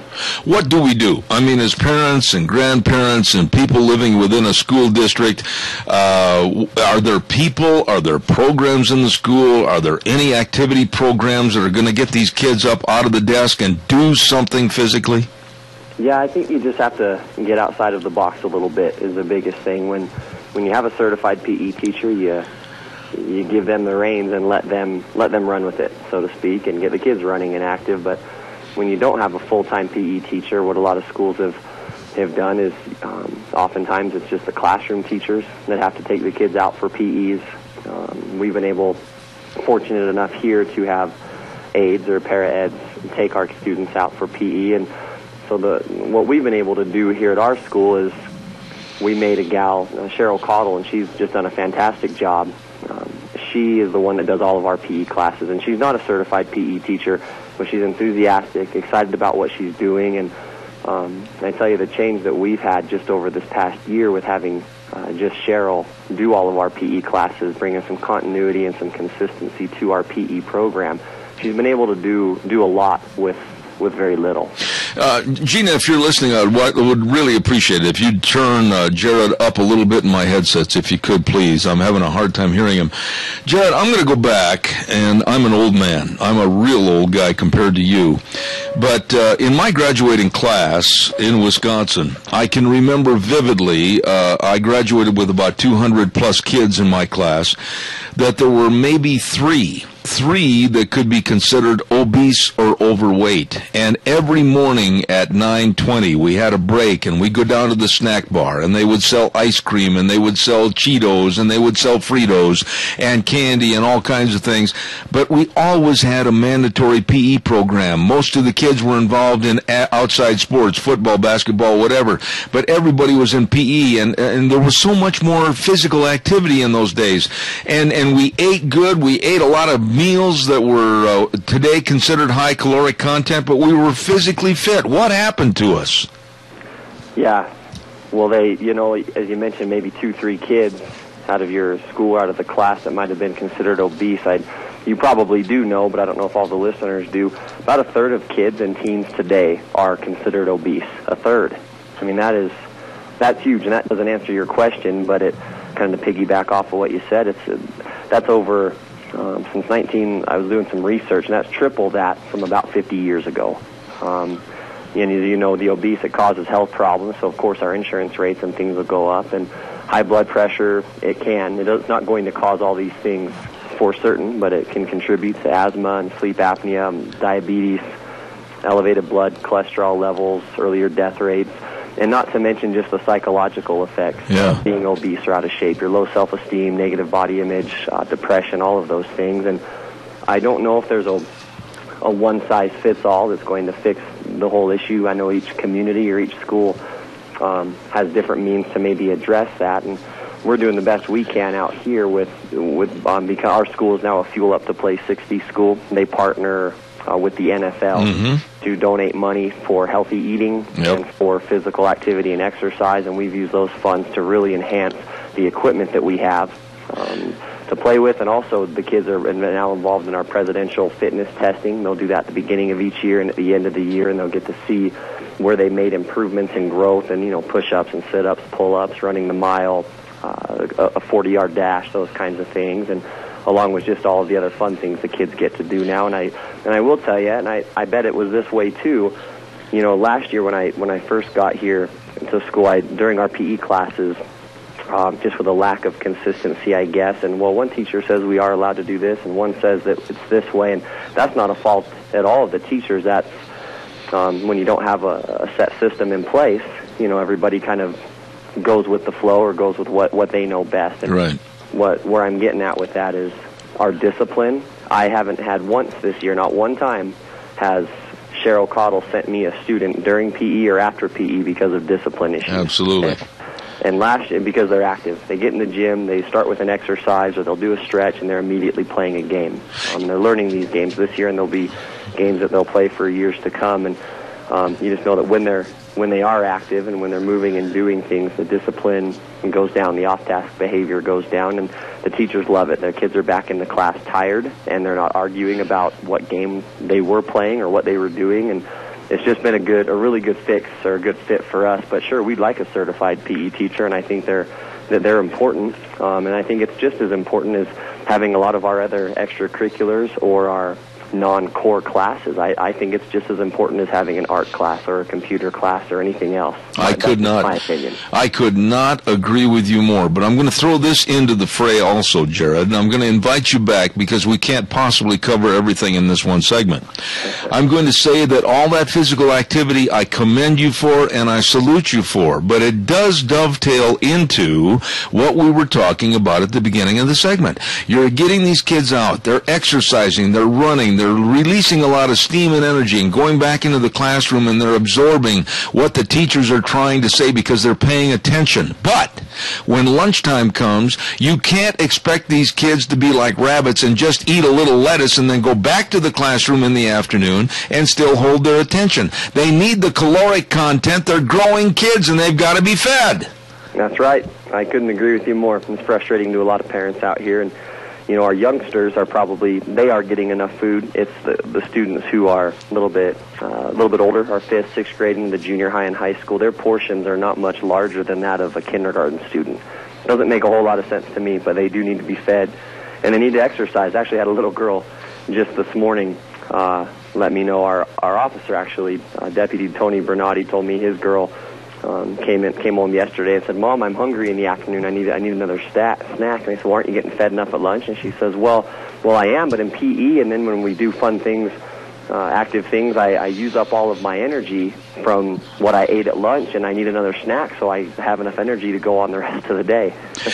Jared, so I guess we're working them out pretty hard here, so that's good. It is good, but I think you'll also, I don't know what your feelings are on this, but I want to just throw this at you. I honestly believe that graphs and charts are okay, but you have to look at individualism. You have to look at different personalities. You have to look at different families. All of us are individuals. All of us come from different genetics. All of us come from different backgrounds. And to say that one size fits all on the graphs and the charts relating to obesity, you can't just go by a piece of paper the government passes out. Nail on the head, Zeb. I completely agree with you, and that's the importance of having a full-time certified PE teacher and mandating it from the state and then funding it, because that's what those PE teachers do. They're required to make sure that it's not a one-size-fits-all, that they're giving each student the physical activity and exercise, not only that they need for those 30 minutes there in PE every other day, but giving them lifelong skills that they can take with them, for the rest of their lives, or exposing them to different games or activities that they can do when they go home and in the summers and those things. Let me ask you one final thought here, Jared. And I don't know if we can do it, but somebody's got to start someplace. What can be done from the listening audience to force, coerce, help raise the money, whatever? Can different school districts do something to help invite better physical fitness programs into the school? I think so, and we have a good community rep helping us with that Fuel Up to Play 60 program, and that really has boosted what we've been able to do, as I mentioned before, not to beat a dead horse there. But yeah, it really is up to the district and the school boards as to where they want to spend their money. And I know that budgets everywhere are tight, and I'm not at all saying that not having certified PE programs is out here is at the elementary level, is something that they have the funding to do and haven't done it. I know that budgets are what they are. But yeah, it's up to the school boards what they want to do, and if they want to give certified PE teachers, but I don't know where that funding, if they have the funding to do it. I guess you could raise money, but then you're looking at long term. You raise it for 1 year and you pay a certified teacher to come in, and then what happens if you don't raise it the next year? You don't have funding for that same person. But we would love it, and I think schools and students would benefit across the board, not only attacking the obesity issue, but I think that you would see, I'm a firm believer that you would see test scores and behavior improve. Absolutely. With a physical activity PE program. Absolutely. Jared, we've got a caller with a question. Caller, quickly, I'm down to the last final seconds. Go ahead, please. Actually, this is a two-phase deal. Who gives the final authority? Is it the state, the federal, or the county on the portions and the type of food that these students are served? And then the other question is, if you ask for volunteers, I know a school teacher that he quit teaching, then he went into another management job for years. He retired, and he volunteers for the school all the time. Why can't you get a volunteer, or ask for it, even put it in the paper, a volunteer to teach? That's a good question, and I'll tell you what, we're going to have Jared respond real fast, and then I've got to run. Thank you. That's a good point. Go ahead, Jared, please. Yeah, that's been federally mandated as to what those those lunch portions are going to be, so we don't have a lot of pull there in what it is, and they've encouraged us to write to them, to our state legislature, so they can take that to the feds and let them know where we stand and what our opinions are. So we just don't have a whole lot we can do there. As far as the volunteers go, yeah, we encourage volunteers to come help at our school. We have a lot of them that do help in our classrooms, and we would love for them to help with PE as well. The more volunteers we can get from our community, the better. Fully support it. Let's do this, Jared. You and I have never met, and I certainly hope that we can have you back on the air, but I want to have a little project here with you. I absolutely am adamant that when I looked at stories around the United States, and I reported on stories around the United States of football players, cross-country runners, wrestlers, etc. in high school, absolutely starving to death by the time they got to practice late in the afternoon because of the limited portions of food available. I want to do a follow-up on this, and if you want to talk to anybody about maybe coming on the program with you, maybe we could arrange to have you come into the studio instead of the phone. I'd like to do more of a survey on this because I think it's appalling how we're treating our youth. We're trying to starve them on one hand, literally, and then we're demanding that they go out and do physical activity. So I'd like to do another program on that. That sounds great. I'm on board. All right, my friend. Hey, please keep in touch with me, and you did a wonderful job. The principal of Raft River, Jared Dastrup, a superman, and I appreciate your comments. God's blessings and a Merry Christmas to you. You too, Zeb. Thanks for having me on. Thank you. Did a great job. And I'll tell you what, nothing makes me madder than to see what's being forced down our kids' throats. It's not much. And quite frankly, a lot of it is just rabbit food. Kids are kids. They're growing. And for the government to classify little Johnny the same as little Steve and little Susie the same as little Mary, that is total incompetency. We're all different and have different metabolisms. We all need exercise, no question about that. But we all need different fuel for our bodies. Caller, quickly, good morning, you're on the air. Good morning, Zeb. You know what, we pick our grandkids up from school 2 or 3 times a week. And when they get out of school, which is usually around 3 o'clock, they're just absolutely starving to death. They're like they haven't eaten all day. I just can't imagine what they must be feeding them. I know when we bring them home, they'll sit down and almost eat a whole meal at 3 o'clock in the afternoon, and then they'll turn around and eat again when we have supper, or they'll go home and eat. They're growing youngsters, and they need that nutrition, and the school systems and Michelle Obama's program, I'm going to just come right out and say it, it's common idiocy. It's absolutely not working, and it's hurting our children. Jerry, I got to run, but God bless you for your thoughts. I appreciate it. You bet. You have a wonderful day, and may the Lord bless, too. All right, thank you. School days in Cassia County. And again, I want to say thank you to Jared Dastrup for coming on the program this morning. Brought to you by A Child's World at 1308 Overland in Burley. And don't forget all your Christmas shopping right there. They've got a online shopping advantage for you, achildsworldinburley.com. And don't forget that when you shop locally at A Child's World in Burley, just go on in there and say, you know what? I heard this on Zeb Bell's program. And they'll give you 30% off on one item. How about that? You better stop in right now. They've got all the games, the toys, the artworks, and the puzzles, and the clothing, everything at A Child's World, 1308 Overland Avenue in Burley. And we also say thank you to the Ambulatory Surgery Center at 1344 Highland Avenue in Burley, 677-8888. Colonoscopies can save lives. Call the Ambulatory Surgery Center for more information. Again, that number is 677-8888.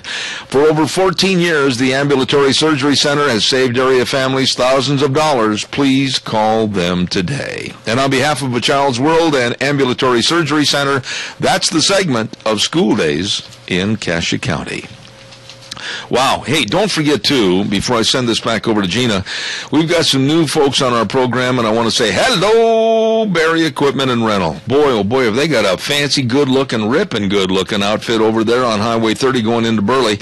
Barry Equipment and Rental with 2 locations. In Burley, the new one, 159 West Highway 30, and in Twin Falls at 465 Addison Avenue West. Get a hold of these guys today because, man, I'll tell you what. Now, listen up, guys on the farm, the dairy, etc. They've got a special this week on a 2009 S175 Bobcat. You ever driven one of those? Man, that's fun. Local rental unit with new tires, 2,000 hours, runs really well. Only $18,950. Financing available. You call them or stop in at Barry Equipment and Rental. Call Eli at 732-7368 or Nick at 678-7368. Absolutely the best. Barry Equipment and Rental in Burley and Twin Falls. We're going to take a little break. Be back in just a couple of minutes. Interesting segment coming up with Kyle Olson with EAGnews.org on Common Core Education. Don't go away. And now back to Zeb at the Ranch on AM 1230 KBAR. To reach Zeb, call 436-2244 or toll free 1-866-927-4587. And now, here is Zeb Bell. Thank you much. Hey, don't forget our friends at Riverview Urgent Care and Medical Center, 382 North Overland in Burley. The number to remember, 678-6996. I know. You ate some of Aunt Martha's old fruitcake and it got stuck in your throat. Riverview is there. Well, your wife was holding the Christmas tree while you were putting it up, but the phone rang and she let it go and you got a bump on your noggin. Riverview Urgent Care is there. Minor emergencies, major care. The doctor will see you now. Quality care, save money, open Monday through Saturday, 9 to 9, Sundays 1 to 7. No appointments necessary. Riverview Urgent Care and Medical Center in Burley. Wishing you a very Merry Christmas. This next man that's going to be on our program absolutely is one of my favorite guests. He absolutely knows his stuff when it comes to education. And I say good morning to Kyle Olson with EAGnews.org. Good morning, sir. How are you? Good morning. Thanks for having me. Kyle, more and more every day we're hearing about Common Core education, and I personally have been under attack by some people that know I'm not in favor of it, and they say, well, I'm just not knowledgeable about all the benefits and all the good that it's going to do, and I thought we'd just start the program off by you very emphatically stating what are some of the absolutely validated problems with Common Core that you see. Well, there's several. There are several states that decided to adopt Common Core, and when they did that, they actually decreased their standards. They lessened their standards on students, and so that's one concern. Another concern is that there are testing, two different national testing consortia that are involved with Common Core, which will be basically assessing where students are at. And the big concern with that is that will lead to a standardization of the curriculum because textbook companies and curriculum manufacturers and those sorts of people will only be producing things that are relevant to the standards, relevant to the testing, so that's a concern. But then to me, one of the biggest concerns is the involvement that the federal government has had. You know, what we'll hear from Mike Huckabee and Jeb Bush and Tom Luna and others is that this was a state-led initiative, and the states created it, and it's only standards and those sorts of things.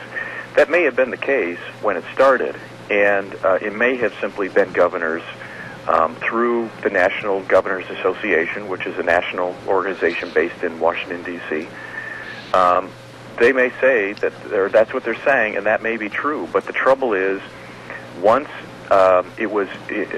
adopting Common Core was incentivized through the stimulus, once the Obama administration said, hey, if you as a state adopt Common Core, we'll dangle some money out there that you can potentially bring in. To me, that is what corrupted the process, because what we're seeing now is this federal expectation where Arne Duncan, who is the education secretary, is now dictating to states what they can and cannot do. One example is in the state of California, they decided to hold off for 1 year on their standardized testing and using that to hold teachers accountable. Now, we can debate from a policy perspective, was that a good thing or a bad thing to do? But Arne Duncan decided that was a bad thing to do, and so he, from Washington, D.C., said, no, you, state of California, are not going to do that. And when that sort of thing happens, it says to me that power is shifting to the federal government, and what's in effect happening is we're creating a national education system, which is not something that was originally designed. Let me ask you this, and I'm more than naive about all the aspects of Common Core. I'll be the first to admit that, but at first glance, I'm shying away from it in its entirety because I don't like the government involvement. I don't like the fact that from what I've read, I'm still not seeing a ability for students to rise above the fray, for students to reach for the stars, for students to excel, for students to be pushed into areas of excellence. Where am I going wrong here? Well, what it's doing is it's making everyone common.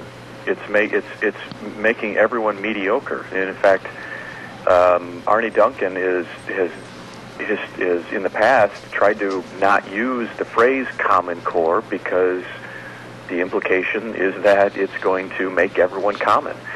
And so to me, one concern is that when you have national standards, there's no incentive for students in Idaho, or school leaders, I should say, in Idaho to try and outperform, the school system and the educational options and all of that in a state like North Carolina.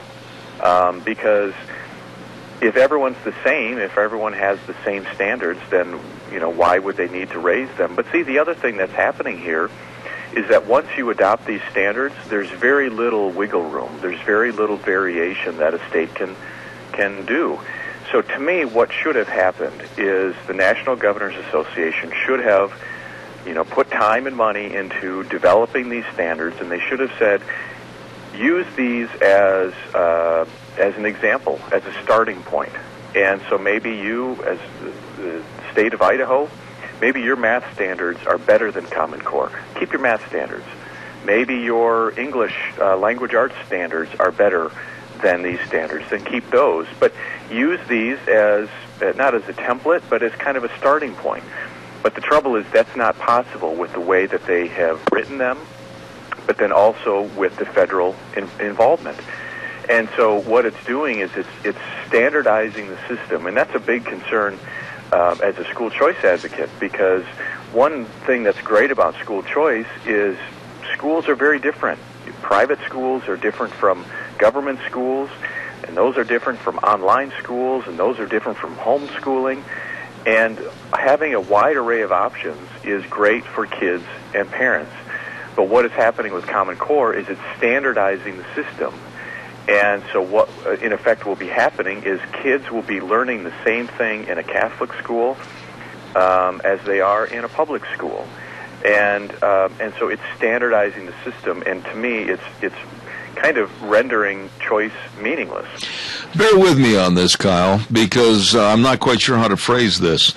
But if the states were left to their own devices to create their own state-stimulated education programs, wouldn't we have a better, more competitive education system in this country if everybody was reaching for the stars in a different fashion?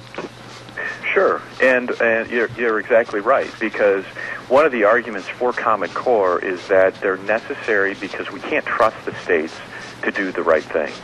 And there was this, as states compete for major companies and people moving into their states, because if you look at we'll just say Dell. If Dell is looking to build a new plant, they want a highly educated workforce with high graduation rates and those sorts of things. And so the theory was that states were lowering their standards as a way to boost student achievement, at least on paper, and those sorts of things. That was the theory. The trouble is that's not true. And actually what the opposite was happening. Again, because state leaders want to have high expectations, they want to have accountability and those sorts of things. But again, when you have national standards, one set of standards, there's no reason, there's no ability for states to compete against each other, to create better education systems, to create more school choice, and those sorts of things. Let me ask you another question again. I'm uneducated on this, but I'm learning more all the time. The argument of having a set of standards that are applicable to applying for colleges would be more uniform. My argument there is, and again, correct me if you think I'm wrong, my argument there is that I think we're trying to push any and all students into college, when in essence, I think that pushing of trade schools, whether it be for plumbing, whether it be for welding, whatever. I think we've overlooked this because I'll simply say that not all kids, not all students are college material. Yeah, I would say that, but then also, like you just said, there are thousands of skilled jobs that do not require someone going to college and learning about philosophy and all of those other things that are totally irrelevant. I mean, I think they're good for a personal basis. I think they help with, someone's learning and knowledge and those sorts of things. But in a practical sense, they're not necessary. But you're right. What is happening is the administration is attempting to push more people into college that one may not be prepared, or it may not be relevant or necessary for what they want to do in life.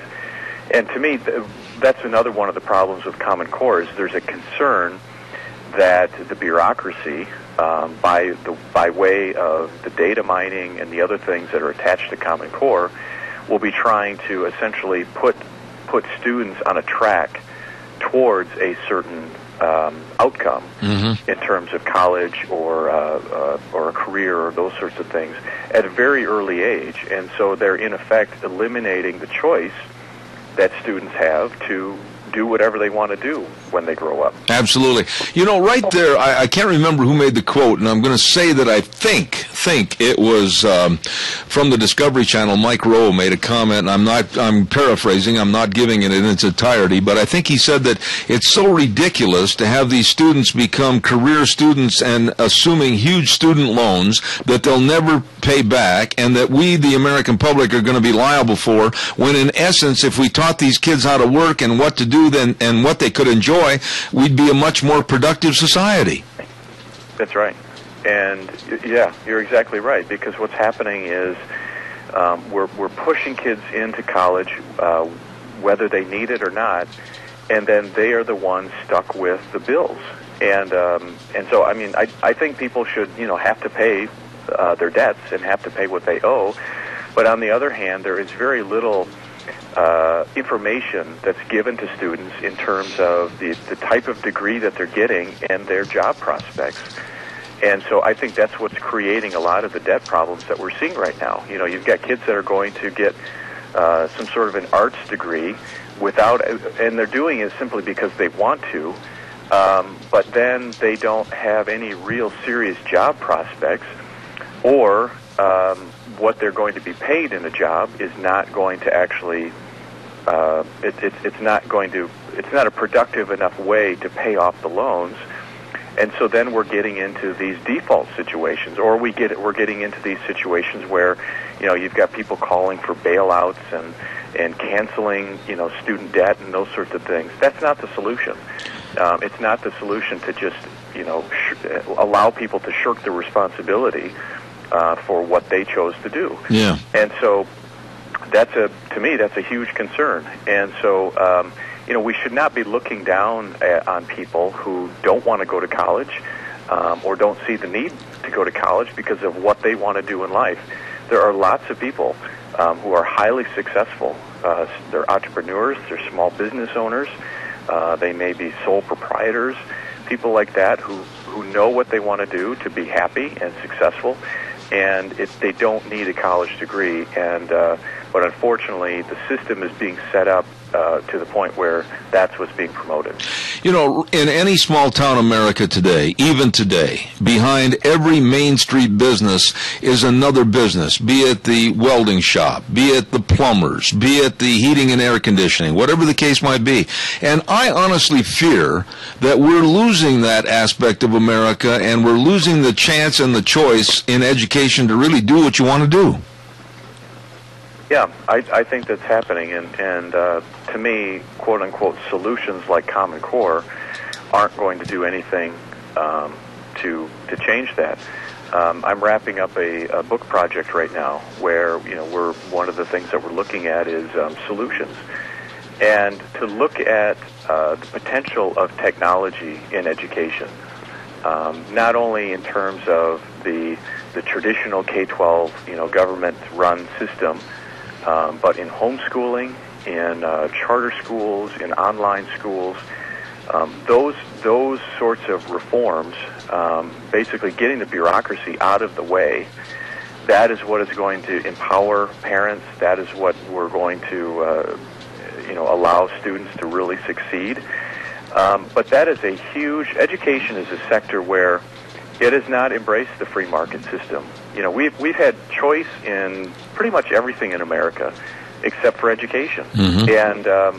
And just think about, if you apply the rapid change in technology, just looking at, say, cell phones, where 15 years ago, think about the phones the way phones were then versus the way they are now. And it's because you didn't have government involvement, you didn't have government telling Apple, what sort of technology they needed to produce and those sorts of things. The free market, private sector, was able to do that by itself because there was an incentive to make money. Yes. There's nothing wrong with that. And just imagine if there was that sort of potential in education, and not just in technology, but in the diversity of curriculum, in all sorts of things. I mean, if there's a way to increase free market solutions in education, I think the potential is limitless. Let me ask you one final thought, Kyle, and nobody knows this better than you. You work with us every day. Are we so far down the hill with the toboggan that we're going to slide into the fence, or can we turn this thing around and rectify it, or has the government got complete control? I see the government has a pretty tight grip, but I see that there are glimmers of hope in people like Scott Walker in Wisconsin, who stood up to government union bullies and reined in collective bargaining. He created a statewide voucher program that puts students and parents at the center of the equation. There are other situations like in Arizona where they've created an education savings account program, which is essentially like a debit card for education, where instead of having the funds go to the school district, because that's the way it's always gone, a parent actually gets a debit card and they are able to spend those funds on tuition, on curriculum, on books, technology, those sorts of things. I think there are glimmers of hope, and if there is a way to expand those and replicate those, then I think we can turn it around. All right. Kyle, I can't tell you how much I appreciate you coming on the show. Kyle Olson with EAGnews.org. I extend to you and your family a very Merry Christmas, and thank you for your time this morning. Thank you. Merry Christmas. God bless. Thank you very much. Gentlemen, I really enjoy having on my show, and he's nationally seen many, many times on some of the top newscasts like the Megyn Kelly Show, along with Hannity, O'Reilly, etc., and I'm honored to have him on the show. Thank you, Kyle Olson. We've got to have a weather update, and let's see what the weather is right now. Here's Miss Weather. Miss Weather says it is going to be partly cloudy for today. More clouds will be moving in over evening, and we do have a slight chance of snow showers off and on, high of 16 for today. Tonight, low near 8. Tomorrow, more snow showers possible in the afternoon with a high near 22. Thank you, Miss Weather. You are welcome. There you go. Hey, don't forget our friends at your Magic Valley Les Schwab Tire Centers. All 7 locations serving you, and service is the key word. They've got all your winter traction tires. They've got all the tires pinned for studs. They've got the tires to get you through and safely through all this stuff that's coming down out there and freezing on the road. You better believe it. And along with all the tire chains and all the good batteries to get you started early in the morning, and the best of brake service, absolutely, with front end alignment, shocks and struts, all of this and much, much more at your Magic Valley Les Schwab Tire Centers. The very, very best. Lane and Rupert, Dave on Blue Lakes and Twin, Mike and Buell, Mike and Jerome, the Twist family and Paul, John on Pole Line in Twin Falls, and Randy, the old Seahawk fan, on Overland and Burley, your Magic Valley Les Schwab Tire Centers.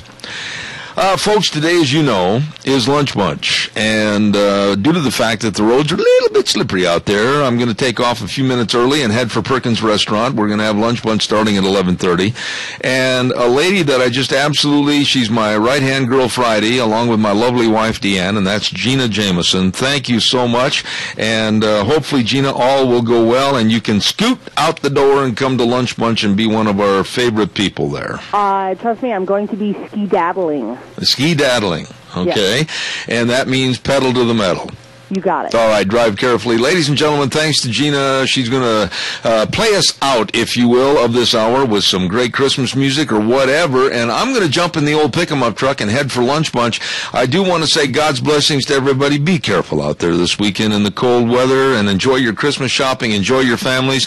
God bless you, and remember, the way things were, the way things ought to be. Zeb at the Ranch, we'll see you Monday at 8:06.